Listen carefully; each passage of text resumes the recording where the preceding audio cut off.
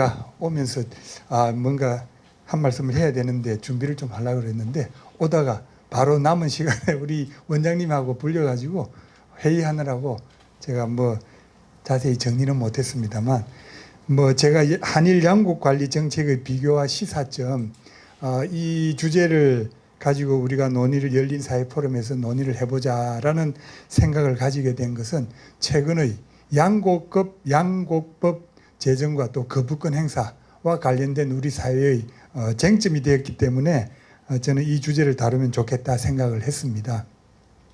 사실 제가 얼마 전에 그 법학자들하고 세미나를 같이 하면서 제가 법학자들로부터 항상 경제학이 비판받는 지점이 뭐냐라고 하면은 경제학은 사회 정의의 개념이 없다 이런 얘기를 늘 많이 들었습니다. 그래서 제가 법학자 보고 그랬습니다. 경제학에는 세 가지 정의의 개념을 추구하고 있다.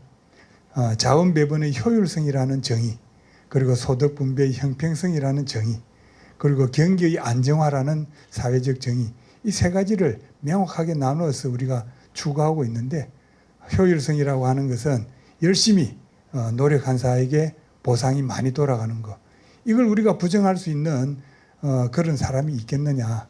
두 번째로 소득 분배의 형평성, 이것을 사회적 관점에서 어떻게 빈곤층을 구제할 것인가, 이것도 우리 사회의 중요한 문제라는 것도 경제학이 인식하고 있다. 세 번째도 경기 안정화를 통해서 최근에는 세대 간의 형평성을 어떻게 보장할 것인가, 이것도 우리 사회의 중요한 정의의 문제가 아니냐.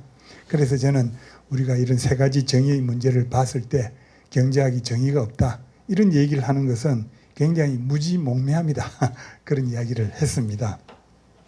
저는 그런 점에서 최근의 양곡법이 사실 최근의 양곡법은 양곡법이라는 어떤 그 영구적인 법률에다가 이 쌀 생산하는 농민들에게 안정적으로 확실하게 소득을 보장해 주겠다는 그런 취지에서 만드는 것 같습니다.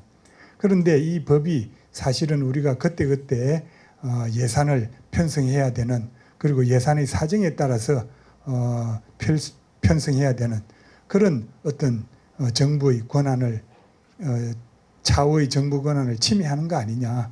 그리고 또 지금 쌀이 지금 남아도는 이런 마당에 꼭 우리가 농민이라고 해가지고 가난한 사람만 있는 것도 아니고, 또 왜 우리는 특정한 업종의 사람을 보호할 필요가 없지 않느냐, 뭐 이런 반론들도 있는 것 같습니다. 그래서 제가 오늘 우리가 일본이 우리 사회보다 먼저 고령화를 겪었고, 또 우리와 유사하게 양곡 관리 정책에 있어서 우리보다 유사한 문제를 먼저 해결한 경험이 있을 것으로 봤기 때문에 우리 전 국회 예산정책처 사업평가심의관으로 계셨던 서세욱 박사님을 모시고 이 문제를 논의해 보고자 합니다. 서세욱 박사님은 일본에서 동경대학입니까? 예, 거기서 학위를 하셔가지고 한일 어떤 경제정책의 비교에 있어서 굉장히 전문가고, 저는 대화를 해봤습니다만은 대가의 수준이 아닐까 그런 기대를 하고 있습니다. 왜냐하면은 우리 서 박사님께서는 국회 예산정책처에 계시느라, 조직에 담고 있느라 자신의 어떤 능력을 발휘할 수 있는 기회가 없었기 때문에 이런 영국의 두각을 나타내지 못하지 않았을까, 뭐 이런 약간의 걱정을 해봤습니다. 그리고 또 오늘 토론자로서는 농업경제학에서 우리나라 대가이신 이명헌 교수님을 모셨습니다. 이명헌 교수님은 인천대학에 저와 같이 근무하고도 있습니다만은, 제가 우리 이명헌 교수님께 어느 분을 토론자로 모셨으면 좋겠느냐 했더니 또 뭐 유감스럽게도 또 인천대학에 우리 김종인 교수님을 추천을 해주시더라고요. 앞으로 이 분야에서 떠오르는 아주 샛별과 같은 그런 전문가이기 때문에 오늘 모셔가지고 이야기를 듣는 게 좋다고 생각을 했습니다. 그리고 역시 국회 예산정책처에 짧게 근무하셨지만 지금 지방 공기업 정책평가 아닙니까? 예. 거기 계시면서 우리나라 지역의 속속들이 사정을 잘 알고 계시리라고 기대되는 우리 강대창 박사님께서, 물론 이 농업 분야의 전공은 아닙니다만은 아마 전 지역에 대한 여러 가지 특장점을 잘 알고 계시기 때문에 말씀을 해주실 부분이 많으리라고 봅니다. 오늘 이런 취지에서 토론회가 마련되었다 이런 말씀을 드리면서 우리 서세욱 박사님을 모시도록 하겠습니다. 예, 감사합니다. 네, 방금 소개받은 서세욱이라고 합니다. 오 교수님께서 너무 과찬의 말씀을 해주셔가지고 좀 몸둘 바를 모르겠습니다. 아까 그 모두에도 말씀 주신 것처럼 오늘은 한일 양국관리 정책의 비교와 시사점 요거를 말씀드리려고 합니다. 먼저 목차를 보시면 배경하고 그 양국 관리인데 우리나라나 일본이나 똑같이 결국은 크게 봤을 때는 쌀 위주가 대부분입니다. 그래서 쌀 수급을 먼저 보고 그 다음에 아까 잠깐 말씀하신 것처럼 그 쌀이 남아도는데 그 남아도는 쌀을 이제 결국 수량 조절을 해야 되기 때문에 하는 방법은 여러 가지 방법이 있는데 직접적으로 수량 조절하는 생산 조정이라고 하는 게 있고, 그리고 쌀을 짓지 말라고 하는 거니까 쌀을 짓지 말라고 하면 당연히 다른 그 인센티브를 줘야 되지 않겠습니까? 이를테면 밀이나 콩이나 옥수수 쪽으로 옮기려고 하더라도 결국은 수익성이 관련이 되기 때문에 그 다른 전환하기 위한 경제적 인센티브를 주기 위해서 경영 안정 정책이라고 하는 걸 많이 쓰거든요. 그 두 가지 얘기가 오늘의 큰 기둥이라고 생각합니다. 그리고 마지막으로 정책적 시사점 이렇게 해서 결론에 대신하도록 하겠습니다. 요 먼저 보면 쌀값 추이를 보시게 되면 25년 이거 최근 원래 순기별로 해가지고요 5일자, 15일자, 25일자 한 달에 3번 발표를 합니다. 이게 이제 최근에 나온 거는 이제 가정 평균 가격인데 15일자로 보게 되면 80kg당 18만 7,348원 이렇게 됩니다. 이게 전년 수학기 가격 비교해 봤을 때는 1.4% 상승한 겁니다. 이게 그 작년 24년까지는 계속 지속적으로 계속 하락했었거든요. 그런데 작년 수학기 때 한 56만 톤 정도 수매를 하면서 시장 격리를 시킨 거죠. 그래서 최근에 올라가긴 했지만 굉장히 좀 더딘 느낌이 있습니다. 이게 그 하락했을 때 전 저점하고 비교해 봤을 때는 22년도 같은 경우가 이렇게 됐는데 그거보다는 상당히 높은 수준으로 추이하고 있는 게 사실입니다. 아까 오 교수님께서 모두 말씀하신 것처럼 이게 논쟁, 그러니까 법률과 관련 양국관리법에 대한 논쟁입니다. 결국은 쌀값이 계속 하락하다 보니까 민주당 야당 쪽에서는 뭐냐면은 그 어느 정도 일정한 수준 목표 가격이라고 할 수 있겠는데 그 수준하고 격차가 생겼을 때 그 차액의 85% 정도를 보전해 주자라고 하는 겁니다. 그에 대해서 정부하고 여당에 대해서는 반대를 하는 거죠. 왜냐하면 그렇게 가격 지지를 하게 되면 당연히 생산을 자극하게 될 테니까, 그래 되면 지금 다음 기나 다음 기에 생산량이 결국은 늘어나게 돼서 결국은 가격이 하락할 거 아니냐. 그렇게 되면 가격 지지 효과라고 하는 건 없을 거다라고 얘기를 했던 겁니다. 그래서 반대를 하는 거거든요. 그래서 요거 두 번 그 21대 국회 때 한 번 대통령 거부권 하고 그 다음에 23년 4월 13일 최종적으로 부결된 거 이게 한 번 있었고, 그리고 최근에도 보게 되면 대통령 부재중인데도 불구하고 권한대행이 제의 요구를 하고 최종적으로는 1월 8일 날 최종 부결되는 이런 사태가 있었습니다. 요 21대 국회 때 우리 여기 계시는 김정일 교수님이 엄청 고생을 하셨습니다. 국회 참고인으로 가셔서 야당 민주당 의원한테 진짜 한 2시간 가까이 되는 거의 인신공격성 발언까지 굉장히 노고가 많으셨다. 학교로 오신 길 다행이다라고 생각을 합니다. 네, 그래서 농경연에 계셨을 때, 그랬습니다. 그런 얘기거든요. 그런데 요거거든요. 그 적정 기준 가격 설정한 다음에 일정 비율을 보존해 주자라고 하는 겁니다. 이게 민주당 생각은 그 그러니까 민주당 안에 정책위원회가 있는데 거기에서 얘기하는 걸 들어보게 되면 지금 현재 현 단계에서는 양곡관리법에 의해서 이렇게 가격 안정제도를 하지만 최종적으로는 농가소득 경영 안정법을 해서 보험 방식으로 가는 게 최종 자기네 보관이다 그렇게 얘기를 하고 있는 겁니다. 근데 그 보관이라고 하는 거는 정부 여당하고 똑같아요. 보험 방식으로 가자라고 하는 최종 종착점이라고 하는 거는 똑같다고 하는 겁니다. 그거는 일본도 마찬가지입니다. 수입 보장 보험으로 해가지고 넘어갔거든요.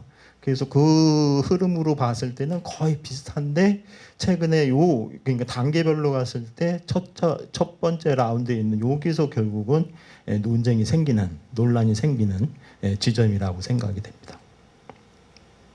그래서 정부는 이제 올해부터죠. 25년이 되니까 벼 재배 면적 조정제를 실시한다고 또 시작을 하는 겁니다. 이게 8만 헥타르 정도 감축을 시키겠다라고 얘기를 하는 겁니다. 근데 그거를 이제 제 발표에서는 생산 조정제라고 이제 말씀을 드리겠습니다만, 이 생산 조정제라고 하는 것을 25년대 벼 재배 면적 조정제를 한다고 발표를 했지만 과거에 안 했냐라고 하면 그게 아니거든요. 과거에도 3번 이상 했다고 하는 겁니다. 이번에 4번째가 되는 거죠. 그리고 아까 오 교수님께서 말씀하신 일본에도 1970년부터 꾸준하게 거의 50년 동안 생산 조정을 해왔거든요. 근데 일본의 생산 조정 정책은 과연 성공을 했는가라고 하는 문제 제기가 들어가 있는 겁니다. 그리고 아까 말씀드린 이제 쌀에서 다른 작목으로 옮겨려고 하면 당연히 경제적인 인센티브를 부과해서 전작을 해야 되는데 그 전작 정책이라고 하는 것이 효과가 있었느냐라고 하는 겁니다. 결국은 그 수급 안정 관련해서 정책적 시사점을 도출하는 것이 최종 목적이다. 그렇게 얘기를 하시면 될 것 같습니다. 그런 당연히 쌀 수급에 대해서 먼저 얘기 안 할 수가 없겠죠. 쌀 수급에 대해서 말씀을 드리면 이게 1970년부터 최근까지 쌀 수급표가 22년까지밖에 안 나와서 최근까지 쭉 장기적인 추세를 본 겁니다. 위에 검은색이 생산량입니다. 그리고 식량으로 비교해 본다고 하면은 당연히 준다고 하는 거죠. 결국은 요 격차만큼은 당연히 과잉 생산됐다고 하는 겁니다. 근데 그 식량 안에는 우리가 먹는 식량도 있지만은 여러 가지 뭐 관수용도 있고 뭐 기타 등등이 많이 포함이 됩니다. 그래서 거기 소비량에서 특히 감모량이라고 하는 거는 결국은 우리 마모가 되는 그 양이거든요. 양이 우리나라는 너무 크기 때문에 그거를 제한 부분을 쭉 봐도 그 격차가 상당히 좁긴 하지만 특히 여기 1916년, 요 17년, 18년 요 사이에 보게 되면 소비량이 훨씬 더 많죠. 요거는 왜 그러냐면은 이 재고량이 많이 늘어났기 때문에 정부가 재고를 당연히 관리 비용이 많이 들어가니까 그거를 떨어버린 거거든요. 사료용으로 대부분 떨었습니다. 사료용으로 떨다 보니까 그 소비량에 들어가겠죠. 사료용으로 떤 부분이 그것이 올라가면서 이렇게 된 겁니다. 근데 요 수급량하고 산지 가격, 산지 쌀값하고의 추이를 비교해 본다고 한다면 등락이 굉장히 요 수급하고의 그 폭하고 굉장히 연계가 된다고 하는 겁니다. 그래서 통상적으로 보면 산지 쌀값이라고 하는 건 4, 5년 주기로 계속 등락을 반복하고 있다고 하는 것이죠. 그리고 요 밑에 있는 거는 이제 대부분 전체 재고인데 재고가 22년도 같은 경우 보면 소비량의 거의 35%를 차지하고 있다고 하는 겁니다. 그렇게 되면 당연히 쌀값이 떨어질 수밖에 없겠죠. 재고 부담이 있고 재고는 언젠가 사료용으로 떨거나 아니면 시장에서 완전히 없애버리거나 하는 방법이 아니면 시중에 다시 유통이 될 가능성이 크기 때문에 그렇게 되면 쌀값에 당연히 영향을 미치기 때문에 이 재고가 점점 커진다고 하는 것은 그만큼 쌀값에도 차후에 장차 영향을 미칠 수 있다고 하는 겁니다. 이게 우리나라 사정이었고요. 일본 사정 같은 경우를 보게 되면 아까도 말씀드린 것처럼 일본은 1970년부터 생산 조정을 합니다. 생산 조정을 하는데 요거는 좀 길게 잡아본 겁니다. 1960년부터 해가지고 요 막대 그래프로 표시된 부분이 정부 재고입니다. 정부 재고가 1970년 요 정도만 봐도 720만 톤이 됐다고 하는 거거든요. 그리고 2차 재고가 피크를 이뤘을 때가 보면은 655만 톤이 되니까 굉장히 부담스러웠다고 하는 거죠. 이 재고가 훨씬 많기 때문에 결국은 과잉미 처리를 했다고 하는 거거든요. 그 과잉미 처리는 여러 가지 방법을 위해서 아까 말씀드린 것처럼 사료미로도 할 수도 있고 다른 가공용으로도 할 수 있고 또는 주정용으로 해서 술을 만들 수도 있는 거니까요. 근데 높은 가격에 사서 주정용 가공용으로 하게 되면 당연히 쌀값이 떨어지게 되니까 당연히 역차가 생기게 돼서 거기에 대한 재정 손실이 있게 마련인 것입니다. 그래서 과거 두 차례, 요 두 차례, 70년대 초반하고 거의 뭐 70년대 말 두 차례 과잉미 처리를 하면서 3조행의 손실을 났다고 하는 겁니다. 왜냐하면 가격 역차가 생기니까 비싸게 사서 싸게 팔게 되니까. 그래서 1970년부터 뭐냐면 수요량에 맞춰서 생산 수량 목표를 했다고 하는 겁니다. 그러니까 이 검은색으로 표시된 부분이 생산량입니다. 꾸준히 소비량은 줄으니까 이 격차 부분만큼을 결국은 생산 수량 목표를 정해서 결국은 수요에 맞춰야 되는 거니까 생산 조정을 해서 쌀 재배를 못하게 했다고 하는 겁니다. 그러면 쌀 소비량이라고 하는 건 과연 어땠냐라고 하는 걸 보게 되면 지속적으로 요 밑에 굵은 선 좀 진한 색이 일본이고 위에 선이 우리나라입니다. 지속적으로 하락하고 있다고 하는 겁니다. 우리나라도 1970년 그 언저리에 피크를 한번 찍었다가 일시적으로 줄었죠. 그 다시 회복됐다가 이렇게 쭉 내려가고 있다고 하는 겁니다. 여기 이상하잖아요. 여기 피크를 찍었다가 이렇게 쭉 내려간 데가 언제냐면은 70년대 초반입니다. 여기 분들은 아마 오 교수님도 아실 것 같은데 혼부식 장려제도라고 하는 거. 옛날엔 초등학교 국민학교 때죠. 국민학교 때 도시락 검사해가지고 흰쌀밥 싸우면 선생님한테 혼났단 말입니다. 쌀이 모자라가지고 그 혼부식 장려 이 정책을 피면서 쌀 수령 확 줄인 거죠. 인위적으로. 근데 77년도에 이제 통일미라고 하는 것이 재배가 되면서 쌀 자급이 되면서 그때부터 이제 혼부식 장려는 안 하게 되니까 다시 회복됐다가 쭉 내려오고. 그 최근에 23년 기준으로 보게 되면 일본이 49전 1년에 먹는 양입니다. 우리 통상 한가마라고 하는 게 80kg 한가마라고 얘기하는 거니까 한가마도 못 먹는 겁니다. 그러니까 굉장히 빠르게 줄어들고 있다고 하는 겁니다. 그래서 그 연 평균 증가율을 한번 계산해 봤더니 피크 기획이 비교했을 때 1년에서 보면 한 1.68%, 일본 같은 경우는 1.4, 우리나라가 훨씬 더 크죠, 폭이. 근데 한 가지 주의할 부분은 뭐냐면 그러니까 최근에 들어서면서 요 감소율이라고 하는 것이 점진적으로 줄어들고 있다고 하는 겁니다. 그러니까 그 감소 폭이라고 하는 것이 점점 축소가 됐다고 하는 것이죠. 그렇습니다. 그렇지만 1년에 한 가마도 못 먹는다라고 하는 거.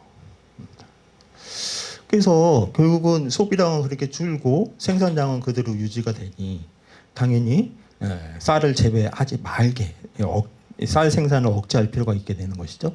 그래서 생산 조정을 하게 되는데 아까 말씀드린 것처럼 우리나라도 과거 3차례 실시를 했다고 하는 겁니다. 2003년에서 5년 사이에 생산 조정제, 그리고 11년에서 13년 사이에 논소득 기반 다양화정, 그리고 18년에서 20년까지가 논타작물 재배 지원 사업으로 해서 쭉 했다. 여기에 이제 25년부터 벼 재배 면적 조정제도 그게 들어오는 겁니다. 이게 보게 되면 근데 실적을 보게 되면 굉장히 저조하다고 하는 겁니다. 공통적인 특징이라고 하는. 그것도 그럴 것이 왜 그러냐면 요 나오지만 쌀 재배를 해서 결국은 요 휴경까지도 포함을 한 거지만 그때 직불금을 주거든요. 헥타르당 직불금을 줬을 때 11년에서 13년에는 300만 원씩 줬습니다. 그리고 18년에서 20년에는 340만 원씩 준 거거든요. 근데 쌀을 재배 안 하는 데 들어가는 경제적 인센티브가 이거고 쌀을 재배하면서 얻을 수 있는 수익이라고 하는 것은 이거거든요. 그러면 쌀 재배하면서 수익이라고 하는 것이 훨씬 큰데 당연히 경제적 인센티브가 작동을 할 수가 없는 것이죠. 그렇기 때문에 결국은 실적이 저조해질 수밖에 없다고 하는 겁니다. 근데 이번에도 또 언제 하겠다고 하는 것이죠. 그러니까 어떤 의미에서 보게 되면 앞에서 보신 것처럼 일본 같은 경우는 1970년부터 이 구조적 과잉 체제라고 하는 것이 쌀이 남아돌게 되니까 그때부터 1970년부터 본격적으로 실시를 하기 시작하는 거거든요. 근데 우리나라는 약간 다소 차이가 있긴 하지만 어떤 의미에서 보면 대정요법에 의해서 그때그때 필요에 따라서 생산 조정제를 실시하고 있다고 하는 겁니다. 이번에도 마찬가지라고 저는 봅니다. 저기 쌀 재배 수입입니까? 수익입니까? 비용을 빼면 빼기 전이죠. 예. 비용을 빼면 더 낮을 수도 있지 않습니까? 그런데 꼭 그렇지는 않거든요. 예. 예. 아, 예. 그 정도 되는 거니까요. 예. 절반 정도밖에 안 되겠죠. 예. 그래서 이제 생산 조정, 그러니까 쌀을 아예 직접적으로 짓지 못하게 하는, 재배하지 못하게 하는 생산 조정을 이제 일본의 사례를 보면서 한번 쭉 보면 이렇습니다. 이 아까 말씀드린 것은 1970년부터 본격적으로 실시하게 됐다고 하는 것이죠. 그 생산 수량에 맞춰서 배분을 했다고 하는 겁니다. 근데 이게 근 50년 동안 하다 봐서 결국 얻은 결론이라고 하는 거는 정부가 직접적으로 개입을 해봐야 효과가 없다라고 하는 게 결론인 거거든요. 그렇기 때문에 결국 2018년부터는 뭐냐면은 생산자 자율로, 그러니까 생산자 단체, 유통업자 중심으로 자율적으로 너희들이 알아서 해라라고 하는 식으로 바꿔보는 겁니다. 2018년부터 정부는 다만 쌀값 등에 대한 여러 가지 정보, 가격 정보 같은 거겠죠. 그거를 제공하는 차원에서 머물렀다고 하는 겁니다. 근데 결국 실패하는 이유라고 하는 거는 뭐냐면 쌀 생산량을 줄이면서 쌀값을 유지하려고 하는 것인데 쌀값 유지가 불가능하다고 하는 겁니다. 왜냐하면 소비량이 지속적으로 줄는데 쌀값을 유지할 수가 없는 것이죠. 그렇습니다. 그리고 쌀을 감축하는 대신에 결국은 쌀 이외에 다른 작물로 전작을 해야 되는데 전작을 하려면 당연히 경제적인 인센티브를 줘야 된다는 말씀이죠. 그렇게 됐는데 전작을 줬음에도 불구하고 장약금, 그러니까 직불금 형태로 준 거죠. 그러함에도 불구하고 밀콩 옥수수, 여기는 밀콩 옥수수가 왜 밀콩 옥수수냐 하면 이 밀콩 옥수수의 자급률이라고 하는 건 형편없이 낮거든요. 그렇기 때문에 결국은 논에 재배를 하거나 아니면 논을 밭으로 옮기면서 밀콩 옥수수 쪽으로 식량 자급률이 낮은 이 작물을 대신 재배해라라고 유인을 한 겁니다. 그렇지만 밀콩 옥수수의 식량 자급률이라고 나중에 다시 한번 설명드리겠습니다만 굉장히 지속적으로 개선되지 않고 있다고 하는 겁니다. 그리고 반세기 걸쳐가지고 한 결과 한계가 굉장히 명확하게 드러났다고 하는 겁니다. 왜냐하면 아까 그 수급표에서 보신 것처럼 소비량은 계속 주니까 당연히 그 격차만큼 쌀 재배를 못하게 하게 되는데 봤더니 쌀 재배 면적 대비 약 60%까지 반도 아니라 60%를 쌀 재배를 못하게 해버린 겁니다. 그리고 또 한 가지는 뭐냐면 이 배분 과정에 있어서 굉장히 투명하지 않고 비효율적이었다고 하는 겁니다. 왜냐하면 그 이유는 특히 요 B하고도 관련이 있다고 생각합니다. 왜냐하면 고품질 생산자의 불만이 누적됐다고 하는 거거든요. 즉 무슨 말이냐면 생산 목표 수량이라고 하는 걸 정해놓고 재배 면적을 줄여야 되는데 가장 할 수 있는 방법이라고 하는 건 뭐냐면 재배 면적을 형평성에 의해 가지고 모두 다 똑같이 배분한다고 하는 정. 근데 고품질 생산자, 그러니까 이를테면 우리 요즘에 고시가리 얘기 많이 나오잖아요. 고시가리를 재배하는 보다 높은 가격을 받을 수 있는 생산 재배 지역에 있어서의 생산자 입장에서 본다고 한다면 형평성으로 해가지고 쌀을 재배 못하게 한다고 하면 자기 재배 면적을 줄여야 되는데 그렇지 않아도 만약에 그거를 생산 조정에 참여하지 않는다고 해도 이탈해서 그 쌀을 재배해가지고 팔게 되면 물론 법적인 제한이 있겠지만서도 훨씬 비싼 가격으로 팔 수가 있는데 라고 하는 불만이 생긴다고 하는 것이죠. 그래서 이 불만이라고 하는 것이 굉장히 누적됐다고 하는 겁니다. 또 한 가지 세 번째는 재정부담. 결국 뭐냐면 경제적 인센티브라고 하는 걸 주려면 당연히 세금으로 메꿔야 되는데 그 세금으로 메꾼 대책비라고 하는 것이 농림 전체 예산, 농림수산성 전체 예산의 16.1%까지 차지했다고 하는 겁니다. 도저히 감당할 수가 없다고 하는 것이죠. 그리고 마지막으로는 그러한 경제적 인센티브를 줬음에도 불구하고 밀콩 옥수수의 작업률이라고 하는 것은 올라가지가 않아요. 효과가 없다고 하는 것이죠. 이런 한계에 봉착하다 보니까 결국은 반세기 걸쳐서 정부 주도적으로 했던 쌀 생산 조정제라고 하는 것은 완전히 두 손 다 들어버리게 됐다고 하는 것이죠. 그래서 2004년도에 결국은 큰 정책 전환이 이루어지게 됩니다. 쌀 정책 개혁이라고 하는 것이 이루어지는데 그때의 비전이라고 하는 것은 팔리는 쌀을 재배하고 수요에 부합한 생산을 하자라고 하는 겁니다. 그러니까 팔리는 쌀이라고 하는 건 뭐냐면 아니 당연히 소비자의 소득은 올라가니까 고품질을 보다 좋은 쌀을 먹고 싶어 하지 않겠습니까? 근데 아까 그 한계에서 보시는 것처럼 고품질을 생산하는 사람한테도 형평성에 의해 가지고 재배하지 마 그렇게 되다 보니까 오히려 질이 낮은 쌀을 재배하는 농가들은 오히려 더 혜택이 있는 것이죠. 그러다 보니까 팔리지도 않는 그 질이 나쁜 쌀이 계속 재배되면서 이러한 문제가 생기다 보니까 비전으로서 팔리는 쌀을 재배하자라고 하는 비전이 크게 대두가 됐다는 거. 그리고 수요에 부합한 생산을 하자라고 하는 거. 그래서 주요 내용을 보게 되면 뭐 주요 내용은 쭉 보시면 되는 겁니다. 그리고 결국은 이게 2004년도에 연착륙을 해야 된다라고 하는 하나의 공감대가 있었는데 여기에는 하나의 뭐냐면은 정치적인 상황이라고 하는 것이 배후에 깔려 있는 겁니다. 요거는 2004년도에 보면은 자민당 정권이 오래됐잖아요. 요번에 또 다시 자민당이지만 요 다음 차트에 나오지만 2007년도에 한번 정권이 교체되거든요. 그러면서 약간 변동사항이 생기게 됩니다. 나머지는 거의 비슷하고 그리고 또 한 가지 특징이라고 하는 건 뭐냐면 그동안은 대부분 수급 조정에만 포커싱을 했었는데 그게 아니라 유통, 구조 조정, 경영 정책, 생산 정책하고 같이 연계하면서 개혁을 실시하자라고 바뀐 겁니다. 특히 뭐냐면은 구조 조정하고 관련돼서 미래 농업 주체, 특히 인정농업자라고 하는 거는 말 그대로 지자체의 인정을 받은 자기의 경영 계획을 내게 되면 각 지자체에 인정을 해줍니다. 너는 이 경영 계획대로 재배를 해라. 그런 인정 농업자가 결국은 미래 농업의 주체라고 생각을 하고 있는 거거든요.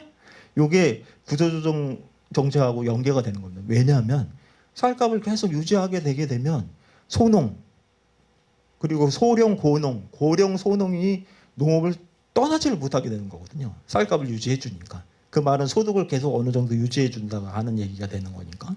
그렇게 되면 고령 소농이 농업에서 이탈을 못하게 되니까 구조조정을 해줄 수가 없는 것이죠. 역행하는 정책이 되는 거니까요. 그리고 이런 하락했을 경우에는 생산자도 자부담을 하는 보전 조치를 도입을 했다고 하는 겁니다. 근데 이게 아까 말씀드린 것처럼 정권이 정치적으로 불안해서 2007년도에 민주당이 넘어가는 겁니다. 그래서 2008년도에 이 중의원 선거에서도 승리를 하게 되면서 정권이 교체가 되거든요. 그래서 민주당은 뭘 했냐면 일본 민주당입니다. 호별 소득 보상제도 우리나라 그 전에 공익직불 들어오기 전에 사회소득 보전직불제와 같은 거의 유사한 제도를 폈다고 하는 겁니다. 그리고 가격이 떨어지게 되면 그 차익의 80%를 변동직불로 보전해주겠다라고 하는 겁니다. 그런데 이 사항이 다시 12년에 들어서면서 중의원에서 다시 자민당이 승리를 하면서 또 정권 교체가 되는 겁니다. 그러면서 민주당이 했던 쌀 직접지불 교부 요구라고 하는 것을 2017년까지 존치를 하고 18년에는 아예 폐지하겠다라고 하는 겁니다. 그리고 그 전작했을 때 효과가 없다고 했는데 그 교부금 단가를 큰 폭으로 인상시켜주면서 사료용쌀이나 가루용쌀로 전작을 해라 쌀에서. 그래서 그리고 2018년부터는 자율조정을 해라라고 하는 겁니다. 그 최종의 종국적에서는 아까 맨 처음 모드에서 말씀드린 것처럼 2019년부터는 수입보험제도를 도입하겠다라고 하는 식으로 바꿔버리겠다. 이게 생산조정과 관련된 사항입니다. 이번에 또 어떻게 될지 모르겠습니다. 그 말은 무슨 말이냐면 작년 그 중의원 총선 때 그 여소야대가 돼버렸거든요. 그 요번에 7월 달에 참의원 선거가 또 있기 때문에 그때 다시 여당이 그러니까 민주당 정권으로 넘어갈지는 모르겠어요. 그렇게 되면 요 정책이라고 하는 것이 다시 부활될지는 어떨지는 모르겠는데 재정 부담이 워낙 많이 들어가는 정책이기 때문에 바로 부활시키기에는 여러 가지 걸림돌이 있지 않을까라고 하는 생각을 해봅니다. 당연히 이제 경영 안정, 그러니까 전작을 하거나 다른 쌀값 그 하락에 대한 경영 안정을 취하기 위해서 우리나라가 했던 정책이라고 하는 것은 직불제를 하고 있다고 하는 겁니다. 2005년부터 뭐냐면은 그러니까 20년까지죠. 2020년까지. 요때까지는 요 점선으로 시된 부분. 요때는 쌀소득 보전 직불제였다고 합니다. 직불 단가가 계속 높아지고 있어요. 전체 그 예산에서 차지하고 있는 비중을 보게 되면 거의 20% 후반, 중반까지 가고 있다고 하는 겁니다. 그 중에서도 좀 진하게 표시된 부분이 뭐냐면 쌀에 들어간 직불금입니다. 이걸 보시게 되면 쌀에 편중되어 있다고 하는 것을 알 수가 있다고 하는 것이죠. 그러면 쌀에 직불금이 많이 들어가게 되니까 당연히 쌀을 더 재배할 수밖에 없는 그런 상황이 된다고 하는 것입니다. 공익직불제로 이제 넘어간 겁니다. 이때 넘어갔을 때 쌀소득보전제 직불제가 있었는데 그런 아까도 말씀드린 것처럼 앞에 차트에서 보시게 되면 쌀에 편중됐다고 하는 지적이 계속 비판으로 계속 나오다 보고 그리고 변동직불제가 들어갔을 때에는 AMS를 초과한 적이 있거든요. 그러니까 AMS WTO 체제 하에서 그 소득 보조 총량이라고 하는 것을 초과한 적이 있었거든요. 쌀값이 굉장히 많이 떨어졌을 때. 2015년인가 그 언저리였던 것 같습니다. 그런 비판이 편중됐다고 하는 비판을 받아들여서 공익직불로 넘어간 겁니다. 그리고 기존에 있었던 쌀 직불금에 관련된 여러 가지 정책을 다 통합을 시킨 겁니다. 6개 직불을 합친 거죠. 그래서 공익직불로 넘어가는데 기본형으로 해서 소농직불하고 면역직불금이 들어가고 그리고 친환경이나 경관보존이라고 하는 선택형으로 들어간 겁니다. 근데 기본적으로 요 기본형이라고 하는 것이 이 공익직불 총 예산에서 차지하는 비중이 90%, 91%까지 됩니다. 그래서 이 기본형이 너무 두텁다라고 하는 비판이 또 나름 생기게 되는 겁니다. 그리고 그거를 보게 된 게 이 소농직불로 얘기 되고 그리고 또 한 가지는 논하고 밭직불 사이에서의 격차가 생긴다라고 하는 겁니다. 그래서 19년도에 보시게 되면 쌀소득 보전직불제가 시행됐을 때죠. 그때만 봐도 논이 100%라고 한다면 밭은 43%밖에 안 됐던 거거든요. 이 형평성 차이가 문제 제기가 되다 보니까 비판이 있다 보니까 공익직불로 넘어가면서 밭직불에 대한 직불금하고 논직불에 대한 직불금이라고 하는 것을 격차를 아예 폐지해 버렸거든요. 그러면서 밭에 들어가는 직불금의 비율이 굉장히 많이 높아진 걸 알 수가 있습니다. 그리고 소농간 형평성이라고 하는 것을 문제가 계속 지적이 되다 보니까 요 진위 기술을 계산해 보게 되면 19년 쌀소득 보전 직불제가 들어갔을 때 0.6%였는데 22년 여기 24년이 되면 좀 더 완화가 되겠죠. 근데 문제는 뭐냐면 그렇게 되다 보니 그러니까 0.5헥타르 미만 계층에 대해서는 헥타르당 120만 원에서 130만 원까지 올려줬으니까요. 그렇게 됐을 때 결국은 형평성은 개선이 됐을지 모르지만 구조조정 측면에서 보게 되면 소위 말하는 세분화, 쪼개기를 경지 쪼개기를 한 겁니다. 왜냐하면 0.5헥타르 미만일 경우에는 130만 원까지 줬거든요. 그 위로 올라가면 오히려 더 폭이 잦아지니까. 그러니까 농가 입장에서 보게 되면 아예 경지를 쪼개기를 세분화를 한 거죠.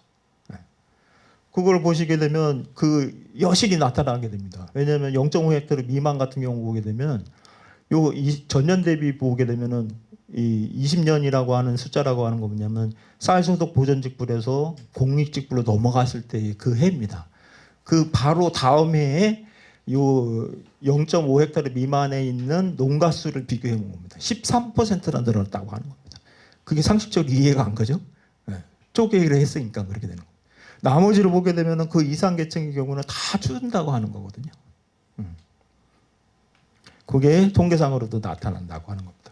그리고 소농직불에 있어서의 평균 면적을 보시게 되면은 점점 그 규모라고 하는 것이 줄고 있다고 하는 겁니다. 작아진다고 하는 것이죠. 그러니까 구조조정, 소농직불이라고 하는 것이 완전히 구조조정하고는 역행되는 그런 현상이 공익직불로 넘어가면서 또 문제가 발생을 하고 있다고 하는 겁니다. 그러면 왜 쌀이라고 하는 것이 도대체 우리는 계속 이렇게 쌀 생산량이라고 하는 건 줄지가 않냐? 그거는 당연한 겁니다. 왜냐하면 가격이 높기 때문에. 그래서 농가 수치 가격을 본 겁니다. 왜냐하면 요 빨간색이라고 요 밑에 있는 굵은 선은 산지 쌀값입니다. 그 등락이 굉장히 심하죠. 그렇지만 직불금으로 해가지고 쌀 직불했을 때는 수확기 평균 가격, 요 쌀 가격에 수확기 평균 가격하고 고정 직불, 변동 직불을 합친 겁니다. 그 공익 직불이 됐을 때는 수확기 평균 가격에 변동 직불이 없어지게 되니까 가중 평균한 단가를 계산한 겁니다. 그게 보시면 빨간색으로 표시한 농가 수치 가격을 보게 되면 굉장히 산지 쌀값은 등락이 심하지만 굉장히 안정적이면서 꽤 높은 수준으로 추이되고 있다고 하는 겁니다. 그렇기 때문에 쌀 가격이 높으니까 당연히 생산이 자극될 수밖에 없다고 하는 것이죠. 또 한 가지는 문제는 뭐냐면 그 쌀 가격이 높은 상황에서 상식적으로 생각해 보게 되면 농가 입장에서 본다고 하면은 품질을 고급화하려고 하는 인센티브라고 하는 것이 동기부여가 있을 수가 없는 겁니다. 왜냐하면 쌀값이 높은 수준에서 보게 되면 쌀 생산량을 많이 늘려가지고 높은 가격에서 팔아먹는 것이 농가 입장에서 보면 훨씬 더 유리할 테니까요. 굳이 왜냐하면 고품질을 추구하게 되면 노임도 들어가게 되고 여러 가지 손이 들어가는 거니까 그 상황이 여실히 나타난 것이 요겁니다. 뭐냐면 단순 평균 가격이라고 하는 거하고 가중 평균 가격이 동시에 이제 발표가 되는데 그 전까지만 해도 가중 평균 가격이라고 하는 건 없었어요. 가중 평균 가격이라고 하는 거는 그러니까 쌀 가격을 가중 평균해서 양으로 평균해 가지고 가중 평균해서 낸 가격입니다. 단순 평균이라고 하는 거는 쌀값을 전혀 반영 안 하고 그 격차를 보게 되면 당연히 단순 평균 가격이 높다고 하는 겁니다. 그러니까 그 쌀값 그러니까 쌀 가격을 반영한 가중 평균이라고 하는 것이 더 격차가 생긴다고 하는 것이죠. 그렇죠. 그런 거죠. 가격에 반영을 하는 거니까. 그 품질 경쟁 인센티브가 없다고 하는 거죠. 그러니까 농가 입장에서 보면은 다수학 계열의 품종을 생산하는 것이 훨씬 더 유리한 것이죠. 높은 가격에서 계속 유지가 되는 상황이니까 평균적인 가격으로 보게 된다. 이게 지금 현상이라고 하는 것이죠. 그리고 우리나라의 이제 그 쌀값이라고 하는 걸 장기 추세로 보게 된다면 계속 상승하고 있다고 하는 겁니다. 왜냐하면 실질화해도 마찬가지입니다. 그리고 우리는 사후적으로 쌀이 이제 다 재배가 된 다음에 쌀 가격이 굉장히 폭락을 하게 되면 시장 격리를 하려고 사후적으로 시장 격리를 하거든요. 이게 검은색으로 표시된 동그란 점이라고 하는 것이 뭐냐면 그때 이제 정부 매입한 부분하고 시장 격리된 양입니다. 그리고 이 막대 그래프로 된 부분은 10월 5일부터 시작해서 그 전기의 쌀값의 등락률을 본 겁니다. 높이 사준다고 해도 많이 사준다고 해도 쌀값이 전혀 하락을 반등시키지 못하고 있다고 하는 겁니다. 시장 격리는 뭐냐면 농협에서 쌀을 그러니까 정부가 사주기에는 정부가 쌀을 매입을 하거든요. 그거는 이제 소위 말하는 공공비축이라고 얘기를 합니다. 그러니까 그러니까는 이게 급식용이나 아니면 수용소에서 필요하는 군인들이 먹는 그거는 필요하는 양이니까요. 근데 뭐냐면 수확기에 보게 되면 소비량은 전체적으로 줄는데 생산량이 많이 생기게 되면 당연히 공급이 많게 되니까 당연히 쌀값이 확 떨어지겠죠. 그 떨어지게 되면 농민들이 당연히 대모로 할 테니까 그렇게 되면 정부 예산 돈으로는 살 수 없으니 농협 채권을 발행을 해가지고 농협 그 채권을 발행한 예산을 통해 농협 돈을 통해 가지고 농협이 시장에서 수확기의 쌀을 사들이는 거거든요. 네. 네. 정부가 팔비 트는 거는 그렇죠. 팔비 들어가죠. 그렇습니다. 그 원래는 정부 예산으로 사줘야 되는데 정부 예산이 그만큼 녹록지가 않거든요. 농식품부 예산이라고 하는 거예요. 그래서 최근에 국회 예산 정쟁초에 그거 국고 채용 부당이다. 그래서 농협 채권에서 한 다음에 사준 다음에 그 농협 채권에서 원리금이라고 하는 거는 정부 예산으로 갚아주고 있는 거거든요. 결국은 수학기에 있어서의 농협에서 샀던 시장 경리에 들어간 돈이라고 하는 거는 빚이거든요. 외상이거든요. 그래서 국고 채용 부당행위에 해당하기 때문에 그거는 법적 근거를 마련할 필요가 있다라고 하는 것이 이번에 25년도 예산안 할 때 부대 의견으로 채택이 됐습니다. 그렇지만 그렇게 해도 효과는 별로 없다라고 하는 겁니다. 그럼 시장 경리를 많이 하게 되면 일종의 부채가 늘어나는 거예요. 그렇죠. 정부 원리금을 더 갚아줘야 하는 원리금은 더 커질 테니까요. 그럼 국고 채무 부담 행위는 보통 다음에 다 갚잖아요. 그렇죠. 다 갚지는 못합니다. 그럼 계속 한 보통 5년 상한이나 10년 장기 상한으로 해가지고 갚아 나가는 거거든요. 그럼 그건 정부 채무, 국가 채무 이런 데 넣어야 되겠네. 원래는 그렇죠. 명확히 하려고 한다면. 네. 그렇습니다. 그래서 결국 그 다음에 이제 뭐냐면은 그 이제 직접 그 시장 격리를 하거나 아니면은 쌀을 재배 못하게 하는 생산 조정을 하는 거에 대한 얘기를 말씀을 드렸는데 그 다음은 뭐냐면은 다른 작물로 전환하려고 했을 때 경제적 인센티브에 관련된 부분입니다. 우리나라 같은 경우는 보게 되면 요 계속 늘어나고 있습니다. 그래서 최근에 보게 되면 24년도에 1,865억까지 늘어. 그리고 작목별로 보게 된다면 두류, 콩이죠. 콩 같은 경우는 헥타르당 200만 원, 조사료, 사료입니다. 430만 원. 그리고 가루쌀 200만 원, 옥수수 100만 원, 밀은 이제 100만 원으로 인상이 됐습니다. 그렇지만 이러한 전략작물 직부를 했음에도 불구하고 우리나라 전체 경제 가능 면적에서 차지하는 그 품목별로 작목별로 봤을 때의 그 면적 비중을 보게 되면 쌀이 계속해서 반 이상, 약 반이죠. 반 이상을 쌀을 짓고 있다고 하는 겁니다. 최근에 밀이 콩 같은 걸 보게 돼도 전체 경작 면적에서 차지하는 비중은 극히 작다라고 하는 겁니다. 최근에 다소 요 직불금의 체제에 따라서 다소 늘어나긴 했지만서도 그렇지만 전체적으로 봤을 때는 굉장히 작다. 그 이유는 나중에 또 설명드리겠습니다. 요 결국은 왜 그러냐라고 하면은 결국은 쌀의 상대적 수익성이 높기 때문에 그런 거거든요. 쌀을 우리나라 같은 경우는 이 10아르당 노동력 투입 시간 다 포함을 해서 봤을 때 쌀을 100으로 했을 때 보리가 최근에 이건 좀 이상치라고 생각을 하는데 밀이나 콩하고 비교해 봤을 때 월등히 쌀이 수익성이 높기 때문에 결국은 생산자 입장에서 보면은 쌀을 짓는 것이 훨씬 더 합리적인 것이죠. 근데 일본은 과연 어떻게 되느냐? 거기서 이제 한번 살펴본 겁니다. 일본 아까 그런 쪽이 있었고 최근에 뭐냐면은 요 국비하고 농업인에 대한 자부담이라고 하는 것도 굉장히 들어갔다고 하는 겁니다. 그리고 또 한 가지는 전략직무를 했을 때 요 단가를 보게 되면 이렇게 됩니다. 특히 사료용 쌀이나 가루쌀 같은 경우는 수량에 따라서 헥타르당 10아르당입니다. 10아르당 보면 5.5만 행에서 그러니까 5만 5천 행에서 10만 5천 원까지 지급을 해주고 있다고 하는 겁니다. 수량이 늘어나면 늘어날수록 더 단가가 올라가게 되는 것이죠. 그리고 전체적으로 보게 되면 거기에 들어간 예산이라고 하는 것이 1조가 넘는다. 이게 전체 예산에서 차지하는 농림수산성 전체에서 차지하는 경우가 한 45% 정도 된다고 하는 겁니다. 그 직불 교부금으로 한 게 거의 30%, 그 정도 된다고 하는 겁니다.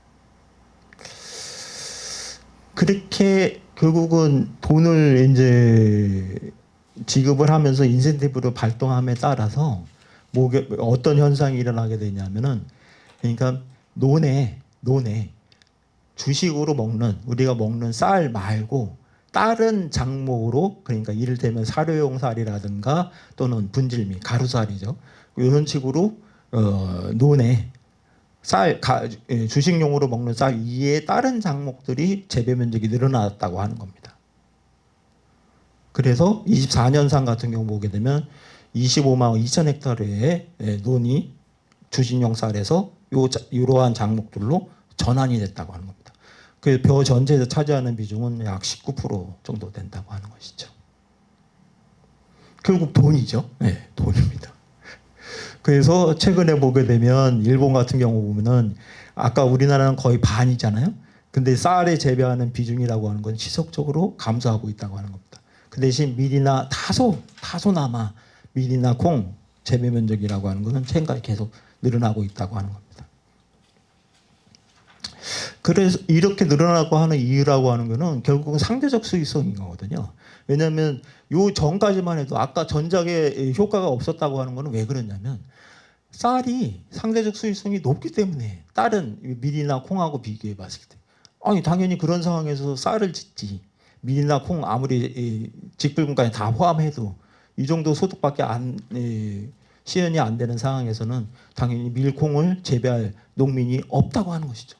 근데 최근에 23년에 들어오면서 20년부터 들어오게 되면 역전이 됐다고 하는 겁니다.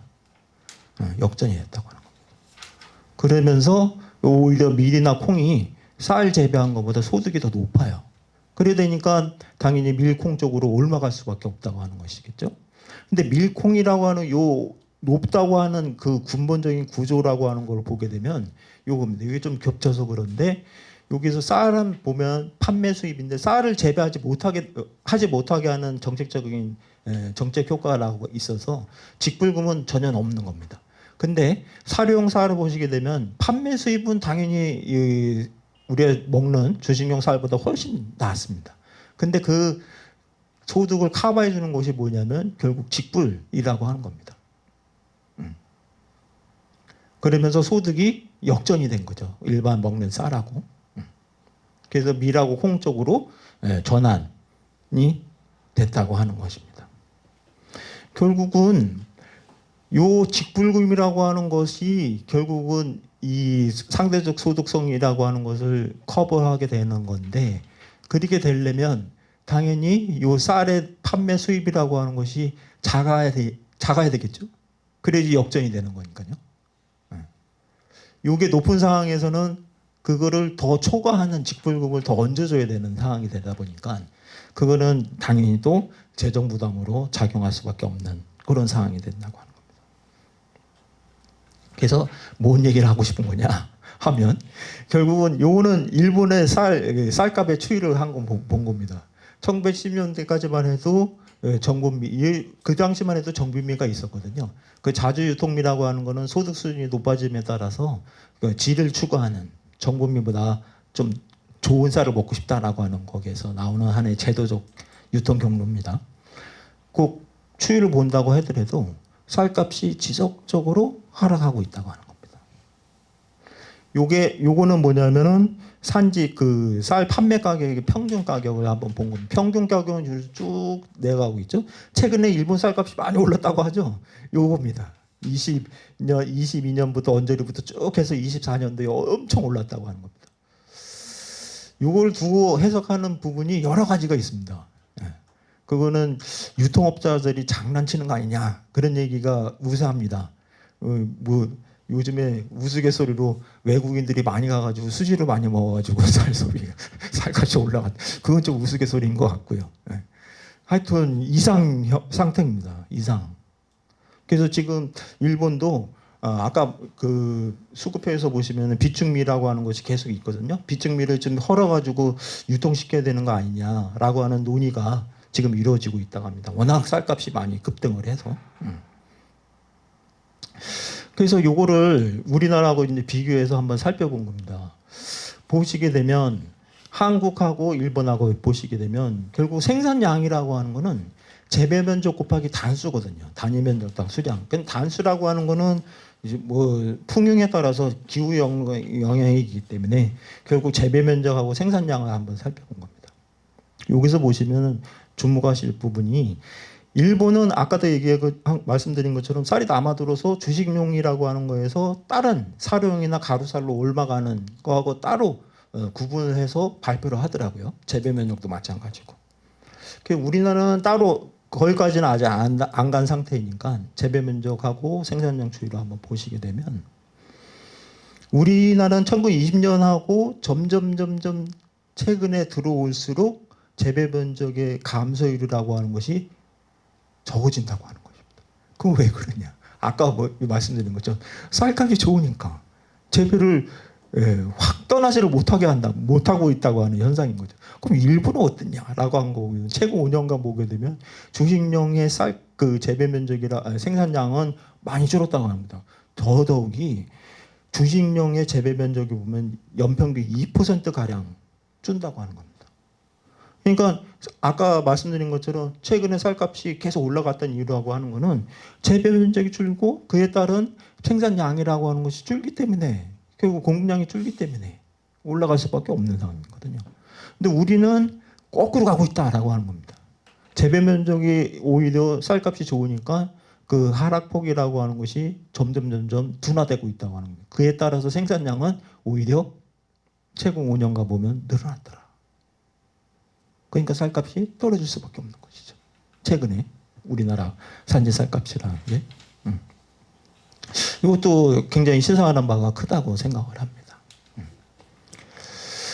그리고 또 자급률이라고 하는 측면에서 보면 우리 통상 얘기를 하면 그 민주당에서도 얘기를 하지만 쌀을 차지하는 비중도 높지만 쌀값을 일정하게 유지해 줄 필요라고 하는 것의 대의명분이라고 하는 것은 식량 안보 때문에 그렇다. 그 얘기를 하는 말이죠. 근데 한 가지 착각하고 있다고 하는 건 뭐냐면 쌀은 여기서 보시는 것처럼 이쪽이 왼편이 한국입니다. 말한 대로 쌀의 자급률이라고 하는 건 거의 100%입니다. 완전 자급이죠. 일본도 마찬가지입니다. 자급. 근데 문제는 뭐냐면은 밀하고 옥수수, 보리라고 하는 것의 자급률이라, 특히 밀의 자급률이라고 하는 것은 1%도 안 된다고 하는 겁니다. 근데 일본은 아까 전작도 계속 물론 효과에 대해서 논란이 있지만서도 지속적인 쌀에서 탈피를 하게 되면서 유도하면서 밀의 그 자급률이라고 하는 것은 굉장히 높은 수준까지 올라가고 있다고 하는 것이죠. 상대적으로 우리나라. 콩 같은 경우도 마찬가지입니다. 콩 같은 경우도 다 7%까지 갔다고 하는 겁니다. 우리나라는 거의 우리도 마찬가지 7% 왔다 갔다 하긴 하지만 그래서 그 전체 곡물의 자급률이라고 하는 것을 보게 되면 우리나라가 20년 최근 데이터가 20%가 못 됩니다. 근데 일본 같은 경우는 보면은 20%가 30%까지 갔다고 하는 것이죠. 그런데 이런 상황에서 식량 안보라고 하는 것을 아무리 논한다고 하더라도 결국은 곡물 자급률이 이중 구조화해서 식량 안보라고 하는 것은 쌀만 먹고 살 수는 없는 거거든요. 밀하고 콩하고 옥수수라고 하는 게 낮은 이유라고 하는 것은 당연히 생산 단가가 재배할 때 많이 들어가긴 하겠지만 소비 측면에서 보게 되면은 왜냐면 고기를 많이 먹게 되면 사료용으로 많이 들어가는 거기 때문에 그렇거든요. 그래서 이러한 쭉 그 상황을 좀 정리를 해본 것이 이 그림입니다. 이 앞에 표에서 사료용은 빠져 있습니까? 아닙니다. 사료용까지 포함해서 우리가 통상 정부에서 발표한 농식품부에서 장난하는 거라고 저는 생각하지만 농식품부에서 얘기할 때는 사료용을 포함하지 않은 식량 자급률을 얘기하거든요. 식량 자급률을 보게 되면은 거의 우리가 한 40%, 42, 3%까지 가거든요. 근데 사료용까지 포함을 했을 경우에는 그걸 곡물 자급률이라고 하는데 그래서 일부러 사료용까지 포함한 곡물 자급률을 가져온 겁니다. 그렇습니다. 그래서 요거를 보시게 되면 결국은 좀 이론적으로 좀 너무 복잡하니까 이론적으로 정리를 해보면 이렇게 수급 곡선을 이용을 해서 설명이 될 수 있지 않을까라고 생각이 됩니다. 여기서 보시게 되면 먼저 왼쪽을 보시게 되면 결국은 쌀값이 높기 때문에 요 목표 가격, 농가 수치 가격이거든요. 요 수급 상황에서 보게 되면 쌀은 점점 안 먹잖아요. 쌀 소비량은 점점 왼쪽으로 시프트하게 됩니다. 그 생산비는 점점 올라가기 때문에 공급은 위쪽으로 올라가게 되죠. 그러면 그에 따른 초과 공급량이라고 하는 건 점점 커질 수밖에 없는 거거든요. 그에 따라서 쌀값이라고 하는 건 산지 쌀값이라고 하는 거는 당연히 떨어질 수밖에 없는. 곡선이 늘어난다는 건 오른쪽으로 가야 되는 거 아닙니까? 아니요. 생산비가 늘어나니 생산비가 올라가니까 그렇게 되면 당연히 저기 생산비가 늘어나게 되면 공급고선은 왼쪽으로 시프트하게 되겠죠. 그렇습니다. 상승의 경향이 있습니다. 그래서 그런 상황을 본 겁니다. 그래서 정부가 이제 정부 매입을 하고 공공비축을 하거나 정부가 이제 시장 경제 그도 안 돼도 시장 경제가 되게 되면 그 의미는 결국 단기 공급 곡선을 통해서 이 초과 공급량이라고 하는 것을 정부가 매입해 준다고 하는 거거든요. 그 매입을 해도 초과 공급량을 전체 다 매입할 수는 없는 거니까. 정부가 맨날 수학기 때 되면은 뭐 초과 공급량이 이렇게 돼서 그런데 그거는 믿을 수가 없을 것 같아요. 왜냐하면은 그 당시에 수요 곡선이라고 하는 건 정확히 추계할 수 있는 사람은 그 당시 시점에서 수요량이라고 하는 걸 추계할 수 있는 그건 신이 아닌 이상은 알 수 없는 거거든요. 데이터상으로도 최근 데이터까지 업데이트가 안 되는 거니까. 그리고 또 한 가지는 뭐냐면 수학기 때 보면 수요량이라고 하는 거는 쌀은 수학기 때 한꺼번에 다 먹을 수는 없단 말이에요. 1년 내내 잘게 따라서 먹는 거고. 근데 수학기 때는 쌀의 수확이라고 하는 거는 가을철에 한꺼번에 확 나와버리는 거거든요. 그렇기 때문에 아무리 초과 공급량이 뭐 적다고 얘기를 해도 그 데이터의 신뢰성도 믿을 수가 없을 뿐만 아니라 단기 곡선 아무리 많은다고 해도 이 정부 매입량을 해준다고 해도 쌀값을 잡을 수가 없다고 하는 겁니다. 그러면 어떻게 하느냐? 일본의 사례에서 보게 되면 결국 전략작물 직불이라고 하는 거를 통해 가지고 쌀에서 다른 작목으로 옮아가자라고 하는 겁니다. 그래서 그 그림을 살펴본 게 이겁니다. 결국은 이 생산비도 당연히 변하지만 원래 있는 공급 곡선이 있다고 한다면 다른 작목, 그러니까 사료음이나 가루사로 옮아가게 되면 주식용 이외에 다른 쌀로 재배를 하게 되니까 주식용 쌀의 공급 곡선이라고 하는 왼쪽으로 시프트할 것이다라고 하는 거. 그렇게 되면 초과 공급량이라고 하는 건 당연히 아까보다는 작아질 테니까 그에 따른 정부 매입에 따른 재정이라고 하는 것도 작아지겠죠. 이 방법이 일본에서 썼던 방법이라고 보는 겁니다. 결국은 사료용이나 일본은 주로 사료용을 많이 썼지만 그래서 그렇지만 이 가격이 높은 상황 하에서는 아까도 말씀드린 것처럼 전략작물 직불에 대한 부담이 가중될 수밖에 없다고 합니다. 결국은 이 가격이라고 하는 것을 어떻게 할 거냐라고 하는 것이 하나의 주요 포인트라고 생각합니다. 그리고 우리나라 같은 경우 또 한 가지 특징이라고 할 수 있는 부분은 뭐냐면 아까 공공비축도 있지만 시장 경리를 통해 가지고 다 쌀을 수입해서 매입해서 정부가 떠안은 다음에 뭐냐면은 쌀값 하락을 우려해 가지고 공매를 할 수가 없는 거거든요.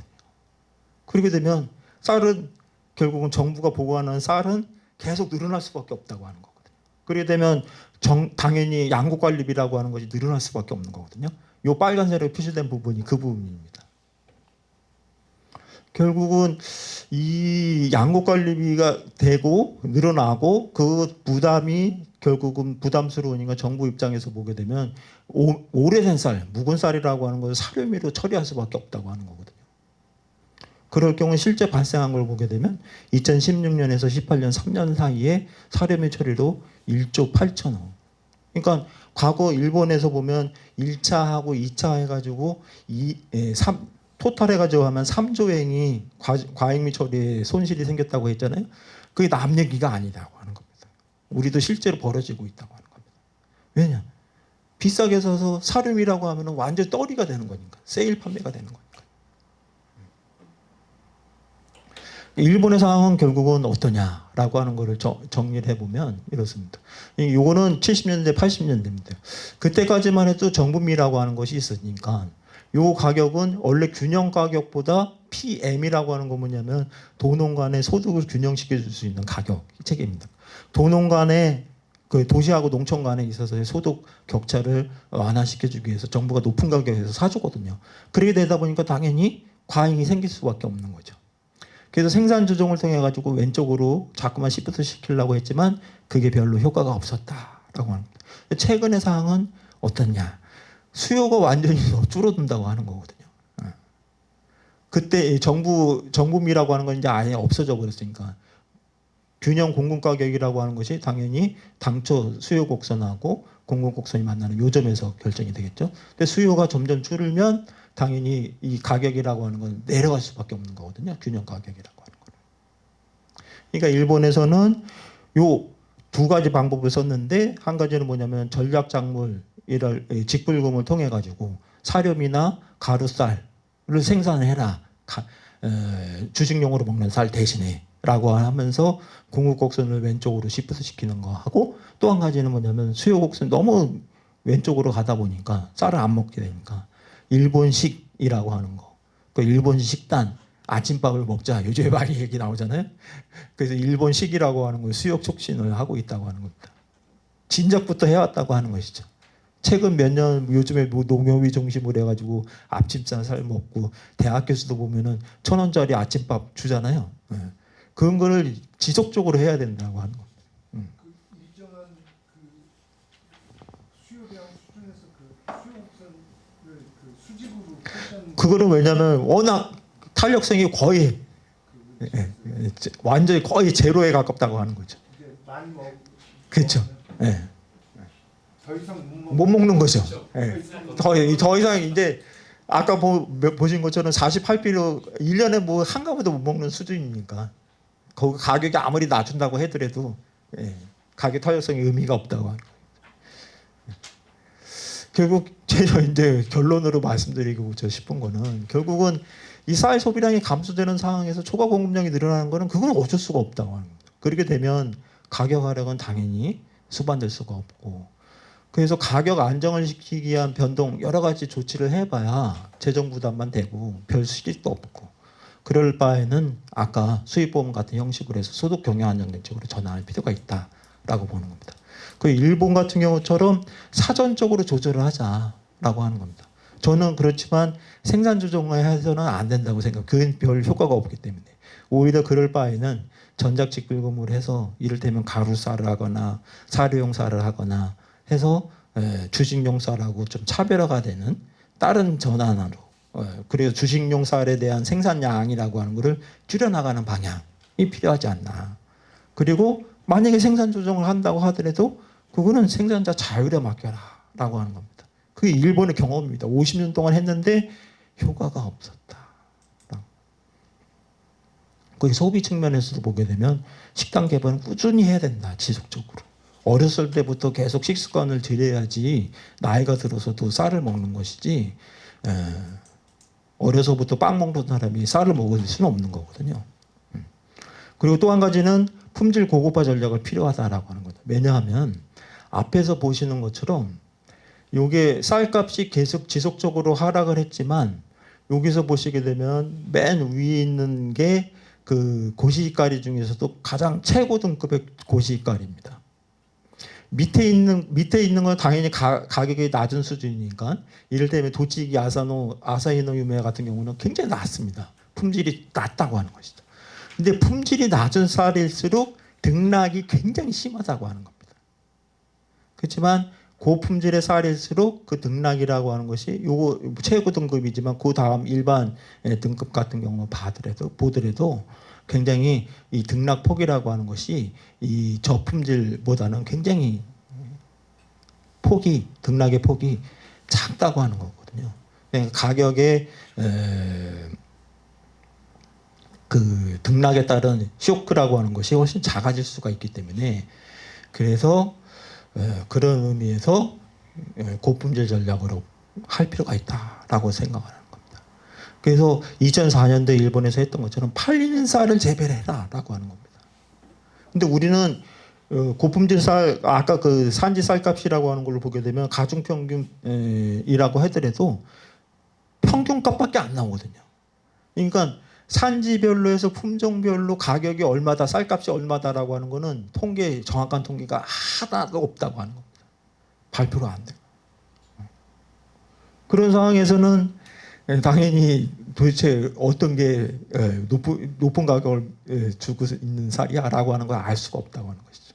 근데 소비자는 소득이 높아지니까 당연히 고품질 쌀로 갈 수밖에 없다고 하는 건데 그에 부합하는 쌀 생산이라고 하는 것이 필요하지 않냐라고 보는 겁니다. 그 정책의 일관성을 유지할 필요가 있다고 하는 겁니다. 당연한 얘기죠. 왜냐하면 아까 생산 조정에서도 얘기한 것처럼 쌀값이 떨어졌을 때 대중요법으로 해가지고 몇 차례 실시한다고 하더라도 그 효과라고 하는 것은 계획 대비 실적이라고 하는 것이 형편없이 낮았다고 하는 거거든요. 구조적 과잉이라고 한다고 하는 판단이 섰다고 한다면 정책이라고 하는 건 꾸준히 가져갈 필요가 있다고 하는 겁니다. 그래서 굉장히 신중할 필요가 있다. 그래서 최근에 나오는 2025년부터 하는 벼 재배 면적 조정 제도라고 하는 것이 그때 한 번만 하고 몇 년 하다가 그냥 끝납치는 그런 대중요법적인 정책은 피면은 손해다라고 하는 겁니다. 그래서 최근에 제가 요거는 저기 어휘는 없는데 그 시론을 하나 썼거든요. 그 주소인데 그걸 원래 누르려고 이게 됐는데 이게 과거 옛날 버전이라서 그런지 그쪽으로 튀지를 않네요. 링크가 연결이 안 돼서 나중에 농수축산신문에 역사는 반복되는가라고 하는 시론을 하나 썼습니다. 그걸 한번 참고를 해주시면 고맙겠습니다. 그래서 쌀은 이 구조적 과잉이다라고 하는 것이 이게 정부에서도 이제 공감대가 형성이 된 것 같아요. 그렇게 되면 과연 쌀을 어떻게 할 거냐라고 하는 거는 앞으로의 관건입니다. 그렇기 때문에 양곡관리법 논쟁이라고 하는 거는 요 실론에도 썼지만 그게 사회적으로 낭비거든요. 거기에 들어가는 고급 인력, 고급 두뇌의 노력이라고 하는 것이 완전히 사장이 되는 거지 않겠습니까? 벌써 2번이나 그렇게 된 거란 말입니다. 그거는 사회적으로 굉장히 낭비이기 때문에 여야를 떠나서라도 좀 합리적인 그 관리 정책이라고 하는 것을 좀 공감대를 형성을 해서 근본적인 대책이 마련이 필요하지 않냐라고 하는 말씀을 드리면서 제 강의는 마치고 저는 항상 어디 가면은 마지막 발제할 때 이걸 꼭 인용을 하거든요. 저 요즘에 신재생 에너지 해가지고 바이오가스 그것도 신재생 에너지에 들어가거든요. 근데 바이오가스는 요 뭐냐면은 젖소와 그 닭이 그리고 돼지가 얘들 생물이기 때문에 먹으면 당연히 배출을 할 수밖에 없는 거거든요. 그 배출을 하게 되면 그거를 메탄 발효를 하게 되면 가스가 나오거든요. 그게 바이오가스라고 합니다. 그 가스가 나오면 발전기를 돌리면 전기를 쓸 수도 있고 가스를 LPG 가스를 대체할 수 있거든요. 그 재생 가능 에너지이기 때문에 그거는 다 저기 탄소 중립에 다 카운트가 됩니다. 근데 우리 물리의 법칙에 보면 질량 보존의 법칙이 있지 않습니까? 먹고 남아서 그 소화했다가 해가지고 나머지 양이라고 하는 게 줄지가 않거든요. 그 양은 다시 농지에 환원하거나 농지에 환원하려면 영양 과잉이 되다 보니까 하루 정말 처리를 해야 되거든요. 그게 난제인 거거든요. 그래서 이 안에는 그 난제를 개발하기 위한 하나의 공백, 블랑크다라고 생각을 합니다. 그래서 마지막에 인용하는 명언이 있습니다. 우리 러시아의 대문호 그 얘기 하지 않습니까? 도스토옙스키 이런 말을 했다고 합니다. 꿈을 밀고 나가는 힘은 이성이 아니고 희망이며 두뇌가 아니고 심장이다. 이건 아무리 생각해도 맞는 말인 것 같아요. 명언, 금언인 것 같아요. 그래서 금언이겠죠. 그래서 이 말씀을 드리면서 좀 장황했지만 제 발제를 마치도록 하겠습니다. 고맙습니다. 네, 안녕하십니까. 저는 인천대학교 경제학과에 있는 이명환입니다. 그 서세옥 교수님 발표를 잘 들었고요. 그 우리나라와 특히 여러 가지 여건이 비슷한 일본의 예를 같이 봄으로 인해서 우리나라의 문제가 뭔지를 조금 더 잘 이해하게 된 것 같습니다. 지금 그러니까 말하자면 이번 정부 들어서서 민주당이 양곡관리법 수정과 관련된 법안을 내고 이제 그게 제2에 붙여지고 다 부결되고 이제 그런 정치적인 일들이 몇 번이나 이제 있었는데 이제 이런 일들이 벌어지게 된 이제 근본적인 원인이라고 하는 거는 뭐 쌀 수요가 감소하는데 그거에 맞추어서 국민 경제적으로 그거에 상응하는 자원의 재배분이 안 일어난다. 이제 그게 근본적인 문제인 것이죠. 그리고 자원의 재배분이 안 일어나는 까닭은 경제학 교과서에 나오는 것처럼 가격이 제대로 작동하지 않으니까 이제 그런 것이고 가격이 제대로 작동하지 않는 까닭은 이 쌀에 대해서 말하자면 전반적으로 대한민국 사회가 부여하는 의미가 그 경제적인 것 이외에 다른 여러 가지 정치적인 의미, 상징적인 의미, 문화적인 의미를 많이 부여하고 있기 때문에 이제 그런 측면이 있고, 또 하나는 정치 경제학적으로 보게 되면 그 쌀을 재배하는 농가의 숫자가 굉장히 많고, 그러니까 대부분의 농가들은 다른 작물이 있더라도 쌀을 다 재배를 조금씩 다 하고 있거든요. 그러니까 쌀을 재배한 농가의 숫자가 굉장히 많고, 그리고 또 하나는 그 굉장히 많은 농가를 조직해서 목소리를 낼 수 있는 쌀 전업농들, 그러니까 아주 쌀을 대규모로 해서 소득을 많이 올리는 전업농들이 또 상당히 강력한, 말하자면 결속력과 목소리를 갖고 있다. 이제 이런 상황이, 말하자면 경제적으로는 자원이 재배분 돼야 되는데 문화적으로 정치적으로 쌀에 대한 여러 가지 특별한 의무들을 한국 사회가 하고 있고, 그리고 이제 그것을 정치적으로 잘 이용할 수 있는 소수의 쌀 전업농들 집단이 있고, 그 주변에 거기에 정치적인 힘을 가해줄 수 있는 소규모의 쌀을 짓는 농가들이 또 대단히 광범위하게 존재한다. 이게 기본적인 조건인 것 같습니다. 그래서 이제 자원 재고변이 안 일어나고, 그래서 과잉되고, 그런데 시장 가격은 잘 안, 그러니까 이제 과잉이 계속되니까 시장 가격은 떨어지는 추세가 분명히 있는데, 그 시장 가격이 농가의 수치 가격으로 연결되는 게 아니라 거기에 덧붙여져서 정치적인 이제 가격이 붙으니까 결국 생산 조정, 이 자원재 배분이 안 일어나는 이제 그런 상황인 것이죠. 이제 이제 그걸 쭉 우리 서 교수님 발제를 통해서 저희들이 잘 이해할 수 있었던 것 같고요. 서 교수님께서는 이제 일본의 사례를 보시면서 일본이 우리보다는 훨씬 더 이제 그 조정에 성공한 나라로 지금 보이고요.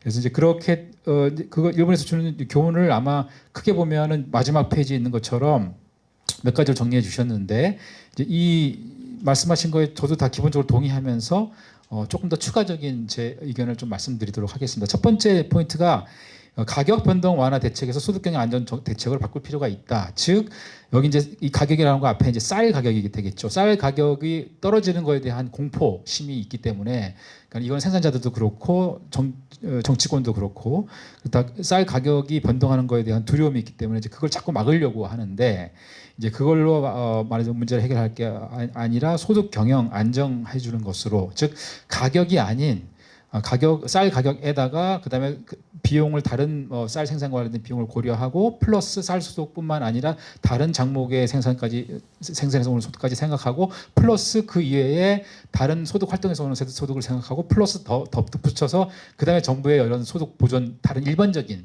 정책들, 이런 것들 다 포괄해서 소득을 안정화시켜주는 정책으로, 말하자면 이 안정이라고 하는 거를 이제 돌리는 게 필요한데, 이제 이거를 이제 하는 과정에서 이 지금 최근에 정부가 이제 얘기하고 있는 게 뭐 한국형 뭐 수입 보장 이런 얘기를 하고 있는데, 이제 기본적으로는 맞는 방향이라고 생각이 됩니다만은 우려되는 점은 이제 그게 지금 정부에서 지금 얘기하고 있는 거는 역시 쌀과 마찬가지로 각 작목별 수입 안정화를 하려고 지금 한다는 걸로 보인다는 겁니다. 근데 이제 그렇게 할 경우에는 역시 또 정부가 수입 이 보장을 어느 정도로 해주느냐에 따라서 또 각 작목 각각에 대해서 또 락인이 생길 수 있기 때문에, 그래서 그거를 수입 전체를 이제 포괄한 정책으로 나갈 필요가 있는 게 아닌가 하는 그런 생각을 첫 번째로 하게 됩니다. 두 번째로는 여기서 이제 교수님이 강조하신 게 일본처럼 사전적으로, 즉 쌀의 공급 곡선을 위쪽으로 끌어올리기 위해서 쌀이 아닌 지금까지 쌀을 짓던 농지에 다른 것을 심었을 때 얻을 수 있는 경제적 인센티브를 강화해 줌으로써 쌀에서 자원이 빠져나가서 쌀에서 공급 곡선을 끌어올리는 그 전략을 지금 말씀하고 계신데, 그래서 이제 전작직불금을 일본의 사례를 말씀하시고 이제 그쪽에 많이 강조를 해서 말씀하신 것 같습니다. 이것과 더불어서 또 하나 생각해 볼 만한 것이 지금 우리가 지금 갖고 있는 소농직불금 제도인 것 같습니다. 이 소농직불은 0.5헥타 미만의 경지를 갖고 있는 경영체에 대해서 앞에 아마 숫자가 나왔던 것 같은데, 일반적인 직불에 비해서 훨씬 더 높은 단가를 지불해주는 제도입니다. 그래서 이 제도가 처음에 들어올 때는 농가 안에서도 말하자면 경영 규모가 큰 농가와 작은 농가 사이에서 격차가 크니까 그걸 메꿔주기 위해서 경영 규모가 작은 쪽에다가 좀 더 높은 단가를 주자, 이게 기본적인 아이디어였는데, 이것이 말하자면 지금 고령의 소규모 농가들이 이 농업에서 빠져나가지를 않고 계속 그 농지에 고착해서, 그리고 많은 농가들이 고령 농가들의 경우에 다른 농사는 짓기도 힘들고 쌀 농사가 기계화돼 있고 다 위탁 농약 경영할 수 있고 편하니까 여기 이제 고착화되는 경향이 있는 거죠. 이제 이게 고령농의 농업 고착이라고 하는 게 현상은 결국 쌀에 대한 고착으로 나타나는 그런 측면이 있어서 이제 이거를 이 소농 직불금을 어떻게 이제 바꾸느냐 하는 것도 농업 전체 구조 개선과 더불어 쌀의 수급 상황이 어떤 영향을 주느냐도 상당히 효과가 있을 것 같은 생각이 듭니다. 그래서 이 소농 직불금을 말하자면 고령농으로 하여금 이 단가가 굉장히 높은 소농 직불금에 여기에 인센티브에 끌려서 경영에 계속 남는 그런 방식이 아니라 새롭게 진입하고 있는 젊은 청년층들에게 농지를 유동화시켜주고 매각하든지 임대를 해주고 빠져나가고 그리고 이분들은 말하자면 연세가 이제 상당히 높아졌을 경우에 당연히 누려야 할 여가와 뭐 지역 사회에서 존경 같은 걸 받으면서 점점 은퇴할 수 있도록 해주는 이제 그런 제도와 결합해서 말하자면 이 고령농의 은퇴와 그다음에 소농 직불금 제도의 변화를 통해서 이분들이 농지를 이제 쌀 이외 다른 쪽으로 말하자면 이 의욕이 있고 새로운 혁신적인 작물을 해보려는 의욕이 있는 젊은 농가에게 내놓도록 하는 그런 경로도 같이 생각할 필요가 있다고 생각이 됩니다. 그리고 이제 끝으로 정책의 일관성 말씀하셨는데 이것도 전적으로 동의를 하고요. 특히 이제 우리나라의 경우에는 이것과 관련해서 그 5년마다 이 농업농촌 및 식품산업 기본 계획을 수립하도록 되어 있는데 이 계획을 수립하는 과정이라고 하는 게 너무나 어떻게 보면은 짧은 기간 동안에 그리고 사회적인 컨센서스를 얻기보다는 농림부와 이 국제 연구기관 사이에 전문가들 사이에 그냥 논의를 통해서 굉장히 형식적으로 그리고 특히 예산과 관련된 계획이 없이 지금까지 우리나라는 진행되고 있습니다. 그래서 다른 나라를 보면 뭐 미국이나 EU나 이런 나라들을 스위스 참고해 보면 이런 5년 단위의 중기 농업 기본 계획이라고 하는 게 말하자면 이 굉장히 오랜 기간 동안의 준비를 거쳐서 그리고 폭넓은 여러 계층들의 의견을 수렴을 해서 그리고 재정 계획과 굉장히 결합해서 발표가 되고 이제 그게 적어도 5년 동안에는 확실한 일관성을 가지고 가는 걸 우리가 볼 수 있는데 이제 그런 제도를 우리가 좀 같이 참고해서 해 나간다면 지금 우리가 직면하는 문제를 해결하는 데 조금 도움이 되지 않을까 생각이 됩니다. 이상입니다. 저는 인천대학교 동북아국제통상물리학부의 김종은이라고 합니다. 저는 그 서설 교수님께서도 소개해 주셨는데 그 양곡관리법 개정안에 대한 효과 분석 보고서를 제가 집필한 적이 있고요. 그래서 아무래도 이 사안에 대해서 이제 토론자로 불러주신 것 같습니다. 이제 보고서 얘기가 나와서 사실 보고서 얘기를 조금 하자면 사실 조금 오해를 하시는 부분들이 있어요. 왜냐하면 이게 뭐 민주당에서 제안하신 그런 법안에 대한 영향 분석이었고 제가 단적으로 보면 이제 재정 부담이 상당히 클 거다라는 부분을 사실 지적했기 때문에 이 개정안 전체를 마치 상당히 부정적으로 묘사하는 것처럼 이렇게 이해를 하시더라고요. 근데 사실 그렇지는 않고 물론 재정 부담이 클 거다라는 부분은 분명히 지적하긴 했지만 그렇지만 이 민주당이 제안했던 어찌됐건 타작물 전환 그러니까 이제 쌀에서 타작물로 전환을 많이 해야 된다라는 부분은 동의하는 부분이었고 보고서에서도 그렇게 가기 위한 지원들이 필요하다. 다만 그 과정에서 이제 그 쌀의 시장 격리가 의무화된다면 그러면 재정 부담도 있지만 그렇지만 농가가 이것을 이제 어떻게 받아들일 것인가라는 부분에서 사실 의문을 던져보고 싶었던 부분이 있습니다. 무슨 얘기냐면 이제 쌀이 과잉이 되고 있기 때문에 큰 방향성은 어찌됐건 쌀을 좀 덜 짓고 타작물을 더 지어야 된다는 방향성은 분명히 누구나 동의하는 방향이고 민주당도 똑같이 이제 얘기하신 건데요. 다만 그것과 동시에 말씀하신 것이 그렇지만 쌀의 시장 격리는 더 어찌 보면 강화한다는 방향이거든요. 그렇다면 농가가 이걸 어떻게 하느냐 하는 부분이 의문이었던 거죠. 그러면 농가 입장에서는 그렇다면 쌀 농사를 줄이라는 것이냐 아니면 더 이제 쌀에 대한 보호 장치를 강화할 것이니 뭐 그대로 지으라는 것이냐 이런 어떤 혼란이 있지 않을까 이런 부분에 대한 사실은 그 어떤 문제 제기를 하고 싶었던 부분도 사실 있었습니다. 물론 보고서에는 뭐 그렇게까지 자세하게 적지는 못했지만 좀 그런 어떤 문제 의식이 있었다는 부분 말씀드리고 싶고요. 네, 뭐 그게 사실은 제가 드리고 싶은 가장 핵심적인 그런 내용이긴 합니다. 그렇지만 조금만 더 살을 붙여서 조금 그 말씀을 좀 드리겠습니다. 먼저 배경 설명을 조금만 드리고 싶은데요. 이 쌀 문제에 대해서 처음 이렇게 접하시는 분들은 상당히 좀 혼란스러우실 것 같아요. 일단 너무 복잡하기도 하고 그냥 품목 이야기를 들을 줄 알았는데 이거는 농업 전체의 문제를 좀 듣는 것 같고 상당히 이 복잡한 문제다라는 좀 인식을 그런 인상을 받으실 것 같은데요. 그러니까 이명환 교수님도 말씀해 주셨지만 이 농업에서 쌀이 왜 이렇게 특별한가? 라는 부분을 조금 숫자를 곁들여서 우리가 보면 조금 더 감이 좀 올 것 같습니다. 우리 농업 생산액이 한 60조 조금 왔다 갔다 하고 그 중에서 쌀 생산액은 이제 쌀 가격에 따라서 조금 이제 변동이 있긴 합니다만 7조에서 9조를 좀 왔다 갔다 합니다. 물론 품목 한 품목으로 보면 상당히 크죠. 뭐 요즘은 이제 돼지하고 조금 이제 그 경쟁을 하고 있는데요.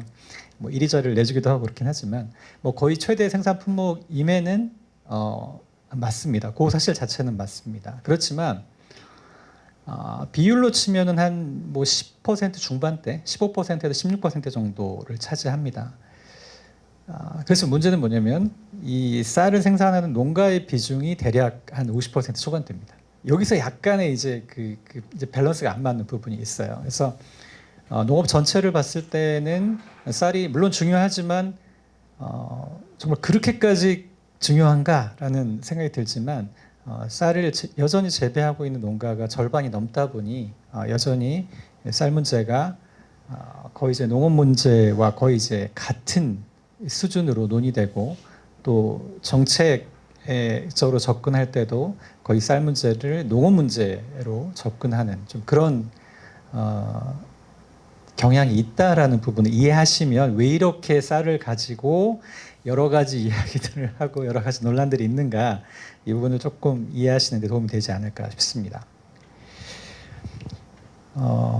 이제 서설 교수님께서 이 우리와 일본의 사례를 잘 비교해 주셨는데요. 우리가 근데 그런 표현을 요즘에 이렇게 많이들 쓰시는 것 같습니다. 거울 치료다 이런 표현을 쓰는 것 같은데 어떤 자기를 객관적으로 바라보지 못하지만 타인을 바라보면서 자기의 문제점을 발견하고 그걸 좀 고쳐나가려고 한다는 걸 텐데요.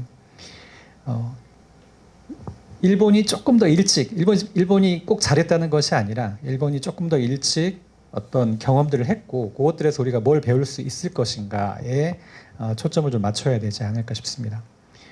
일본도 쌀이 주식이죠. 그렇기 때문에 쌀에 엄청난 자원을 투입을 했습니다. 그렇지만 그 과정 속에서 자세하게 말씀해 주신 것처럼 사실 좌충우돌한 부분들이 좀 있고요. 우리가 지금 시장 격리로 뭐 1조를 쓰네, 1조가 넘어가네 이런 얘기를 하지만은 일본은 1조 N을 썼습니다. 예. 뭐 두세 번 이렇게 과잉미 처리를 하면서 한 번도 아니고요. 그 정도로 엄청난 자원을 썼고 지금 어떻게 하고 있느냐? 지금 일본은 시장 격리를 하지 않습니다. 예, 시장 격리를 하지 않은 지가 꽤 됐고요. 예, 할 수 없는 거죠. 예. 하고 싶어도 사실 할 수 없는 겁니다. 왜냐하면 이게 눈덩이처럼 불어났기 때문에 격리해야 되는 양이 눈덩이처럼 불어났기 때문에 더 이상 뭐 감당할 수가 없는 거죠. 예. 그렇기 때문에 뭐 이런 것들을 봐도 단적으로도 우리가 어떤 정부 정책에 상당 부분 의존하는 이런 어떤 쌀 정책의 방향이 과연 맞는 것인가라는 부분에 대해서 저희가 좀 의문을 가져야 되는 것이 아닌가 싶습니다. 오늘 서설 교수님께서 말씀해주신 부분 사실 뭐 저도 대부분 다 동의하는 부분이라 뭐 여기에 대해서 사실 토론할 부분은 별로 없을 것 같고요. 다만 조금만 첨언을 하자면 결국 이제 가격 변동을 좀 잡고 싶은 게 어떤 정책 목표라고 할 수 있는데 그것이 어떤 수급의 자연적인 흐름을 통해서 잡는 것이 아니라 최종 목표물인 가격만 잡겠다, 어떻게든 잡겠다라는 방향으로 가다 보니까 계속해서 왜곡이 발생하는 것이 아닌가 싶습니다. 수급이 불균형하다는 것은 계속 얘기가 나왔지만은 결국 소비가 줄고 있는 상황에서 거기에 맞게 생산이 줄어주지 못하는 게 문제죠. 예. 그렇다면 생산을 줄이는 것은 크게 이제 두 가지가 있을 겁니다. 주로 오늘 얘기가 나왔던 면적을 어떻게 줄일 거냐라는 부분이 하나가 있을 거고요. 또 한 가지는 사실은 단수 문제도 있기는 합니다. 그러니까 면적과 단수가 같이 컨트롤이 돼야 이 소비에 맞는 소비의 감소 정도에 맞는 이제 생산이 이루어질 수 있는 걸 텐데요. 어느 한쪽만을 강조하기는 좀 어려울 것 같습니다. 왜냐하면 이 면적에만 컨트롤을 맞춘다면 사실은 단수가 좀 튈 수가 있거든요. 무슨 얘기냐면 면적을 과도하게 줄여놓으면 농가들이 어떻게든 제한된 이 농지 안에서 최대한 많이 생산하려는 이런 또 경향들이 좀 있기는 합니다. 그런 측면에서는 어떻게든 면적을 좀 줄이면서 단수도 좀 컨트롤할 수 있는 물론 뭐 어느 선에서 꼭 묶어 놓는다라기보다는 이 면적 줄이는 거에 반응해서 농가들이 과도하게 이 수량을 좀 늘려가려는 이 부분을 좀 같이 컨트롤 나가는 그런 좀 정책 방향이 좀 필요할 것 같고요. 물론 소비가 좀 줄고 있다고는 하지만 요 감소폭을 어떻게든 줄이고 가능하다면 유지시킬 수 있는 이제 그런 정책 방향도 물론 필요할 겁니다. 그런 일환으로 사실은 단수를 컨트롤하는 것도 하나의 방법일 수 있습니다. 왜냐하면 수량을 사실 과다하게 늘리다 보면 이 쌀의 품질, 쌀의 맛이 좀 떨어질 수 있거든요. 뭐 그런 측면에서는 좀 단수를 컨트롤하는 것이 쌀의 어떤 맛을 품질을 컨트롤하고 소비량 감소폭을 조금이라도 줄이는 그런 하나의 요인이 될 수 있을 것 같고요. 서 교수님이 말씀하신 거에 조금만 마지막으로 제가 하나만 덧붙여서 말씀드리고 싶은데 일본의 경험에서 볼 때 일본은 아까도 말씀드린 것처럼 사실은 격리는 포기했고요. 격리는 뭐 이제 하고 있지 않고 다만 한 가지 이 초점을 맞추고 있는 부분은 이제 농지 부분입니다. 왜냐하면 대명제는 정책의 최종 목표는 어떻게든 유사시에 식량을 자급할 수 있는 뭐 평시와 유사시를 포함해서 식량을 자급할 수 있는 구조를 만드는 것이 최종 정책 목표인데 쌀을 어떻게든 지키려고 했더니 안 지켜진다는 거죠. 예. 그런 경험을 통해서 그렇지만 이 식량 자급 구조를 만들기 위해서 필요한 것은 최소한의 조건은 농지가 아니겠느냐라는 결론에 도달했다고 저는 생각합니다. 그렇기 때문에 여기서 우리가 하나 이해할 필요가 있는 것은 왜 그렇게 농지를 지키려고 하냐면 농지가 한번 농지에서 이제 비농지로 이제 전환이 되면 다시 이 농지로 전환하기 쉽지 않습니다. 우리가 그래서 이 농지의 어떤 비가역성 이런 얘기도 하는데요. 건물로 바뀐 농지를 어떤 식량 사정이 힘들어졌다고 해서 다시 농지로 바꾸기에는 물리적으로도 쉽지 않고 뭐 행정적으로도 쉽지 않은 부분들이 있으니까요. 그래서 어떻게든 농지는 지켜야겠다. 어떤 적정 규모의 농지는 지켜야겠다. 농지가 있다면 유사시에 어떻게든 뭐 쌀이 됐건 또는 뭐 또 다른 뭐 서류가 됐건 뭐 콩이 됐건 재배할 수 있다는 거죠. 그렇기 때문에 우리도 이 식량 자급의 최종 목표를 이루기 위해서 이렇게 쌀에 집착하는 것보다는 저는 일본의 오랜 경험에서 그런 나온 결론의 하나인 농지를 어떻게든 보존하기 위한 그런 방향의 어떤 정책이 조금 더 필요하지 않은가 싶습니다. 네, 여기까지 말씀드리겠습니다. 제 이름은 강대창입니다. 저는 지방공기업 평가원에서 근무하고 있는데요. 저희 기관은 각 지자체가 설립한 많은 지방 공기업의 경영 평가를 담당하는 기관입니다. 왜 경영 평가가 필요한지는 뭐 여러분들이 다 이해하시겠지만 시장이 작동하지 않기 때문에 규율을 갖게 하고 뭔가 성과를 측정하려면 경영 평가를 할 수밖에 없기 때문에 저희 지방공기업 평가원 저희 기관이 그런 업무를 담당하고 있습니다. 그래서 제가 그런 업무를 담당하다 지금은 이제 거의 퇴직에 가까워가지고 좀 그런 상태입니다. 심리적으로는 좀 부담스러운데요. 제가 할 말이 없어서 자꾸 딴 데로 자꾸 말이 새는데요. 처음에 제 옥동석 교수님께서 이 세미나 말씀을 하시면서 저에게 토론을 말씀하셨을 때 너무나 제가 부담스러워가지고 제가 농업 경제에 대해서 거의 이슈를 본 적이 없는데 제가 토론하기엔 부담스러운데 그렇지만 저희 서세욱 박사님 근 한 20년 만에 뵐 수 있는 그런 기회다라고 또 생각을 했고 또 우리 이명현 교수님 그 농업경제학 최고 대가분의 또 말씀도 들을 기회다 싶어서 제가 전혀 이렇게 큰 의미 있는 토론을 할 수 없음에도 불구하고 제가 참석하겠다고 했습니다.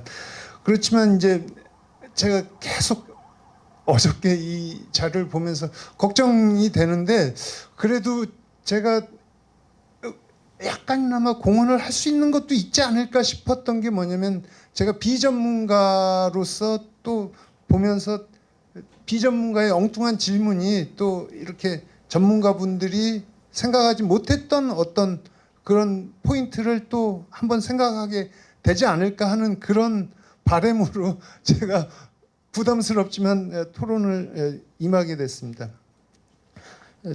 전 이 토론이 거의 대부분 질문입니다. 이 크게 세 가지 질문인데요.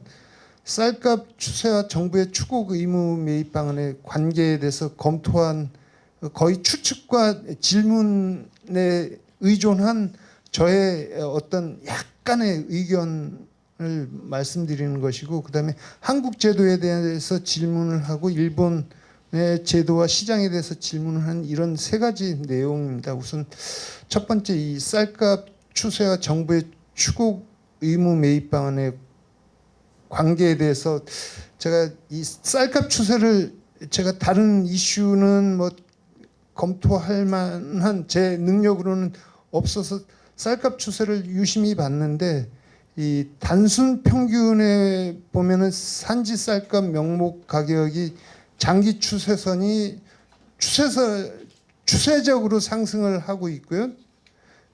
실질 가격도 마찬가지. 실질 가격은 추세적 등락을 보이고 있고 시간의 흐름에 따라서 상대적으로 수준이 낮아지는 모습이 있고요. 가중 평균으로 한 것은 모두 명목 가격이든 실질 가격이든 모두 추세적으로 등락을 하고 있는 그런 모습을 봤습니다. 그럼 가중 평균 최근 추세는 2024년 1월 이후에 산지 쌀값 명목 가격이나 실질 가격 모두 자료가 없는데 그 쌀값 이 명목 가격과 실질 가격이 모두 장기 추세선은 상승하는 걸로 나와 있는데 이것이 전망 결과인지 아니면은 그 자료를 보여줄 때 여백이 없어서 그 자료를 못 보여주신 건지 그게 궁금했고요. 그다음에 계속 연결해서 산지 쌀값 명목 가격의 장기 추세 상승 원인이 무엇인가? 제 나름대로 생각해 본 것은 쌀 소비량이 지속적으로 이렇게 하락하는 상황에서 산지 쌀값 명목 가격이 장기적으로 상승한다는 것은 결국은 이것은 이 보조금이 크게 그 쌀 수요량 하락을 이렇게 상쇄하는 정도뿐만 아니라 그것을 더 상회하는 그런 높은 수준의 보조금을 지속적으로 책정했기 때문에 산지 쌀값의 명목 가격이 장기적으로 추세적으로 상승하는 것이 아닌가 그렇게 제가 추측을 했습니다. 제 추측이 맞는지 이따가 한번 말씀을 해주시고요. 그럼 이런 명목 가격의 산지 쌀값 명목 가격의 그 추세적인 장기 상승 추세를 감안한다면 결국은 정부의 추곡 의무 매입 방안은 장기적으로 그 재정 운용의 지속 가능성에 부담을 줄 수밖에 없기 때문에 그 다른 어떤 다른 방안을 좀 더 근본적으로 다른 방안을 좀 생각을 해봐야 되지 않을까 하는 그런 생각이 들었습니다. 이게 이제 제가 검토한 제 의견이고요. 그다음에 한국 제도에 대한 질문에서는 두 가지인데요. 쌀의 높은 수치 가격 유지 배경과 이유가 무엇인지, 쌀 생산 조정 실적이 보면은 쌀 재배 수입을 이 생산 조정 참여 수입보다 현저하게 높게 책정을 쌀 전장을 하려면은 다른 작물을 재배하는 것에 상당히 강한 큰 인센티브를 줘야 되는데 거의 그냥 형식적으로 다른 데는 아주 낮은 그 보조금만 주면은 결국은 쌀 전작을 안 하겠다는 것이 정부의 기본적인 그 정책 기조 아닌가 하는 그런 생각이 들어서 그렇게 그 가격을 책정한 보조금을 책정한 차등적으로 큰 차이가 나도록 차등적으로 책정한 그 배경이랑 이유는 무엇인가? 그게 그 제가 궁금했었고요. 그다음에 두 번째는 공익직불제 시행의 배경과 이유가 무엇인지, 그 공익직불제 시행을 통해서 그 형평성을 추구를 해서 소농직불 수령 농가가 증가를 했다고 말씀을 해주셨고 보여주셨는데, 그런데 그 정책이라는 것이 제가 얼핏 들었던 그 농업의 그 농업 구조조정 정책 방향과 역행하는 것이 아닌가. 그러니까 제가 얼핏 들었던 얘기는 그 농업 구조조정을 통해서 일정 부분 상당한 일정 정도의 규모가 있는 그런 농가를 육성하는 것이 기본 방향이라고 들었는데 이런 정책 방향은 거기에 근본적으로 역행하는 것이어서 이렇게 그럼에도 불구하고 그 정책을 담당하는 분들이 다 알 텐데도 이렇게 시행한 배경과 이유가 무엇인가 그것이 궁금을 했고요. 그다음에 세 번째 그 일본 제도와 시장에 대한 질문에서 일본의 생산 조정이 그 삭감 면적 목표 방식에서 생산 수량 목표 방식으로 변경했다고 말씀해 주셨는데 그 배경과 이유가 무엇인지 궁금했고요. 그다음에 성격이 무엇인가? 그러니까 삭감 면적 목표와 생산 수량 목표가 의무적으로 달성해야 되는 목표인지 아니면 일종의 지침인지 그게 궁금했고, 그다음에 목표 달성에 어떤 방식의 인센티브를 연동했는지 아니면 그냥 목표만 제시하는 것인지 그게 궁금했습니다. 그다음에 효과성을 비교한다면은 생산 수량 목표 방식은 그 삭감 면적 목표 방식보다 생산 조정에 더 효과적이었는지 저는 그렇게 얼핏 직감적으로는 일감에는 그럴 것 같은데 어떤지 그 효과성에 대해서도 말씀을 들어보고 싶습니다. 그리고 마지막으로 제가 오늘 말씀 여러 그 전문가분들의 말씀을 들어보니까 역시 농업은 이 경제학 문제 자체가 아니라 정치 경제학 문제이기 때문에 이 쌀이라는 거기에 대한 그 강한 이 정치인들의 강한 그 어떤 지원, 그다음에 농민 단체 이런 부분에서 정치적인 그 문제를 경제적인 정책과 맞물려서 어떻게 접근해 나갈 것인지 그걸 한번 생각해 봤으면 좋겠다. 이런 이제 의문만 가지고 왔습니다. 네, 이상입니다. 네, 감사합니다. 역시 그 우리 저 비전문가이신 부분이 그 보시는 부분이 정확한 것 같아요. 그러니까 쌀은 그 경제제가 아니라 이제 정치제가 돼버려 가지고 굉장히 경제 논리로 풀 수가 없는 그런 재화가 돼버려 가지고 굉장히 어려운 것 같습니다. 근데 결국은 왜 그 공익직 그 쌀소득 보전직불에서 공익직불로 넘어갔는지라고 하는 걸 말씀을 드리면 아까 쌀직불이라고 하는 거는 고정직불하고 변동직불이 있다고 하지 않았습니까? 근데 변동직불이라고 하는 건 쌀값 하락에 대해서 일정 비율을 보존해주는 정책이다 보니까 그 변동직불이라고 하는 것이 쌀 생산을 자극한다라고 하는 논란이 굉장히 컸었거든요.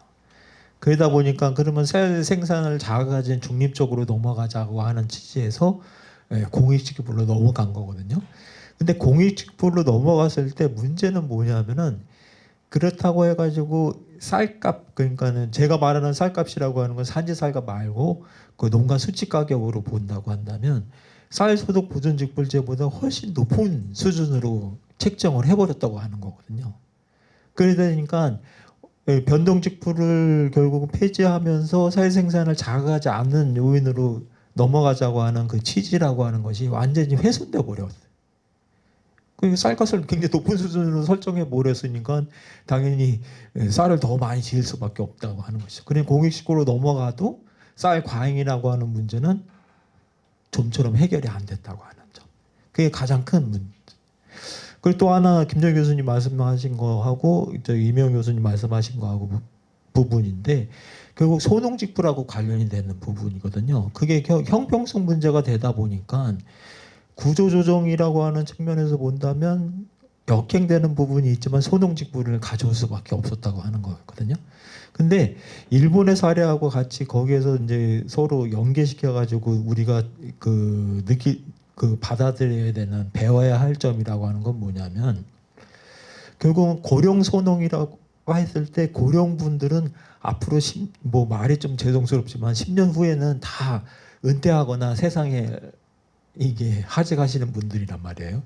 그러면 그 고령농들이 가지고 있는 농지라고 하는 거는 그야말로 농업에 의지가 있는 미래 농업을 담당하는 주체에게 넘겨줘야 할 필요성이 있는 거거든요. 농지 문제하고 결부시켜서 본다면. 근데 우리는 그 일본 사례를 먼저 말씀드리면 일본은 그래서 미래 농업 주체라고 해서 인정 농업자라고 하는 거를 가지고 온 겁니다. 그래서 일본의 농지 문제하고 결부시켜서 보면 인정 농업자들한테 그 안에는 인정 농업자도 있지만 신규 취업농도 같이 들어가 있거든요. 그리고 마을용농도 같이 들어가 있는데 그분들한테 농지에 지금 최근 데이터를 본다면 한 62%까지 집적을 시켜줬다고 하는 거거든요. 이게 우리 앞으로 10년 상간에서 우리나라도 반드시 직면한 문제라고 생각을 하거든요. 왜냐하면 아까 고령 소농분들의 농지라고 하는 거를 미래 농업 주체한테 어떻게 하면 집적시켜줄 수 있는지 그렇게 해야지 당연히 집적이 돼야지 생산비 절감도 될 테니까요. 그 부분에 대한 철저한 정책 설계라고 하는 것이 수반되지 않는다고 한다면 이 쌀 문제라고 하는 건 영원히 해결 못할 것이다. 그렇게 저는 생각을 합니다. 그래서 결국은 그 대안으로 결국 우리 농지분부에서 생각하는 거는 대부분은 청산농을 얘기하거든요. 청년 창업농. 청년 창업농은 농촌 현실이라고 하는 걸 몰라도 너무 모르는 현실인 겁니다. 왜냐하면 농촌에 계시는 고령분이라고 해도 청년이라고 하는 외지 사람이란 말이에요. 외지 사람한테 그 자기가 가지고 있는 농지라고 하는 거를 위탁 주기도 애매하고 그 청년농이 이를테면은 장사가 안 되면 당연히 농업을 다시 떠날 애들인 거거든요. 그리고 지금 청년농의 문제가 심각한 거는 뭐냐면 청장년한테 청장년의 그 재배 품목을 보게 되면 청장년도 당연히 생각할 때는 수익이 되는 재배 품목을 생산해야 될 테니까 결국은 쌀밖에 없다고 하는 거거든요. 그럼 또 쌀을 생산한다고 하는 겁니다. 그러면 이 문제, 그 농지 문제하고 결부시켜서 청년들한테 계속 농지를 집적시킨다고 한다는 말은 결국은 쌀이 장사가 되니까 쌀 생산을 계속 자극할 수밖에 없는 그런 흐름밖에 안 된다고 하는 거거든요. 그렇게 되면 그 쌀 문제는 진짜 경제 논리로는 도저히 풀 수가 없는 완전히 정치 문제가 되고 그리고 나중에 청년농한테 집적이 되면서 쌀을 더욱더 생산하게 되는 악순환을 초래할 수 있는 굉장히 우려스러운 상황이라고 하는 것이 지금 현실이라고 느낍니다. 그리고 그 두 가지 점은 꼭 말씀드리고 싶어서 그 정도로 요약을 하겠습니다. 이상입니다. 사실 이 농업 문제는 경제적인 문제라기보다도 정치적인 문제다. 이런 말씀을 주셨습니다. 사실 우리가 이제 경제학을 하는 입장에서 농업 문제도 시장으로 얼마든지 풀 수 있는데 우리가 지금 풀지 못한다. 이렇게 이제 이해가 됩니다. 그런데 우리가 시장으로 풀지 못한다면 정치적인 이유로 그러면은 풀기 위한 방법도 시장 친화적이어야 되지 않느냐 하는 것이 저는 우리 시장 논리를 주장하는 사람들의 입장이라고 생각을 합니다. 그래서 저는 농업 문제가 시장의 실패가 있는 분야다라고 저도 경제학 원론 시간에도 이야기하고 하면서 그 이유가 뭐냐라고 보통 제가 농업 경제학을 잘 모르지만 농업 하시는 분들 언론에 접한 거 보면은 첫 번째 이유가 식량 안보, 두 번째 이유가 이제 농가 소득의 보전, 이건 소득 분배적인 측면에서 이야기하는 것 같아요.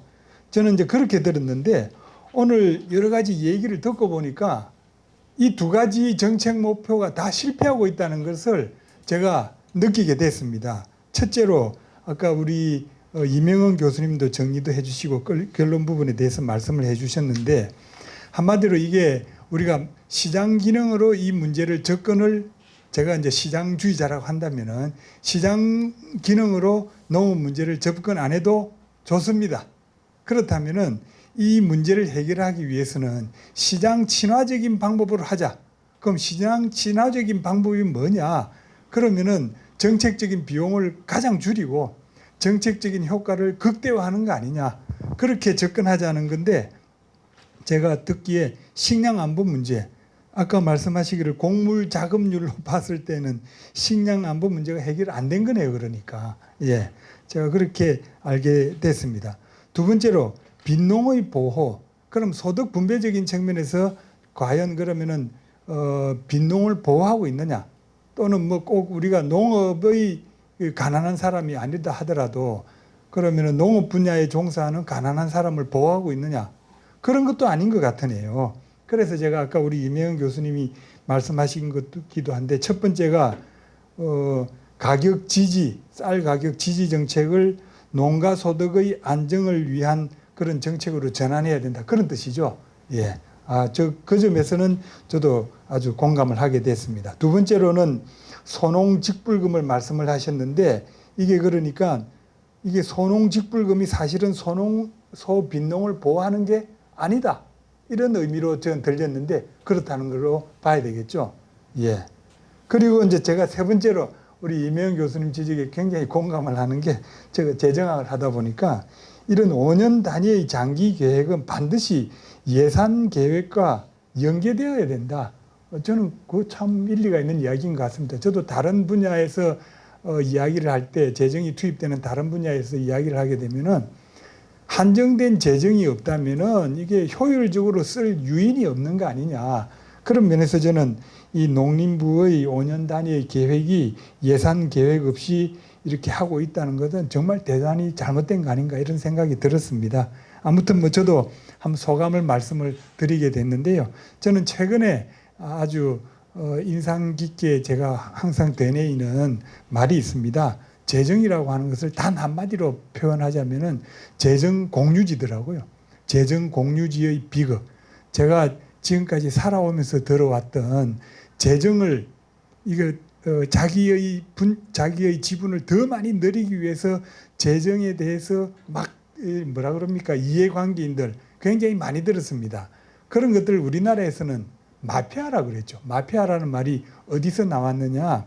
사실 그 경제기획원하고 재무부가 통합하고 보니까 경제기획원 문화는 완전히 죽어버리고 그 모피아, 재무부를 모피아라고 그랬죠. 예.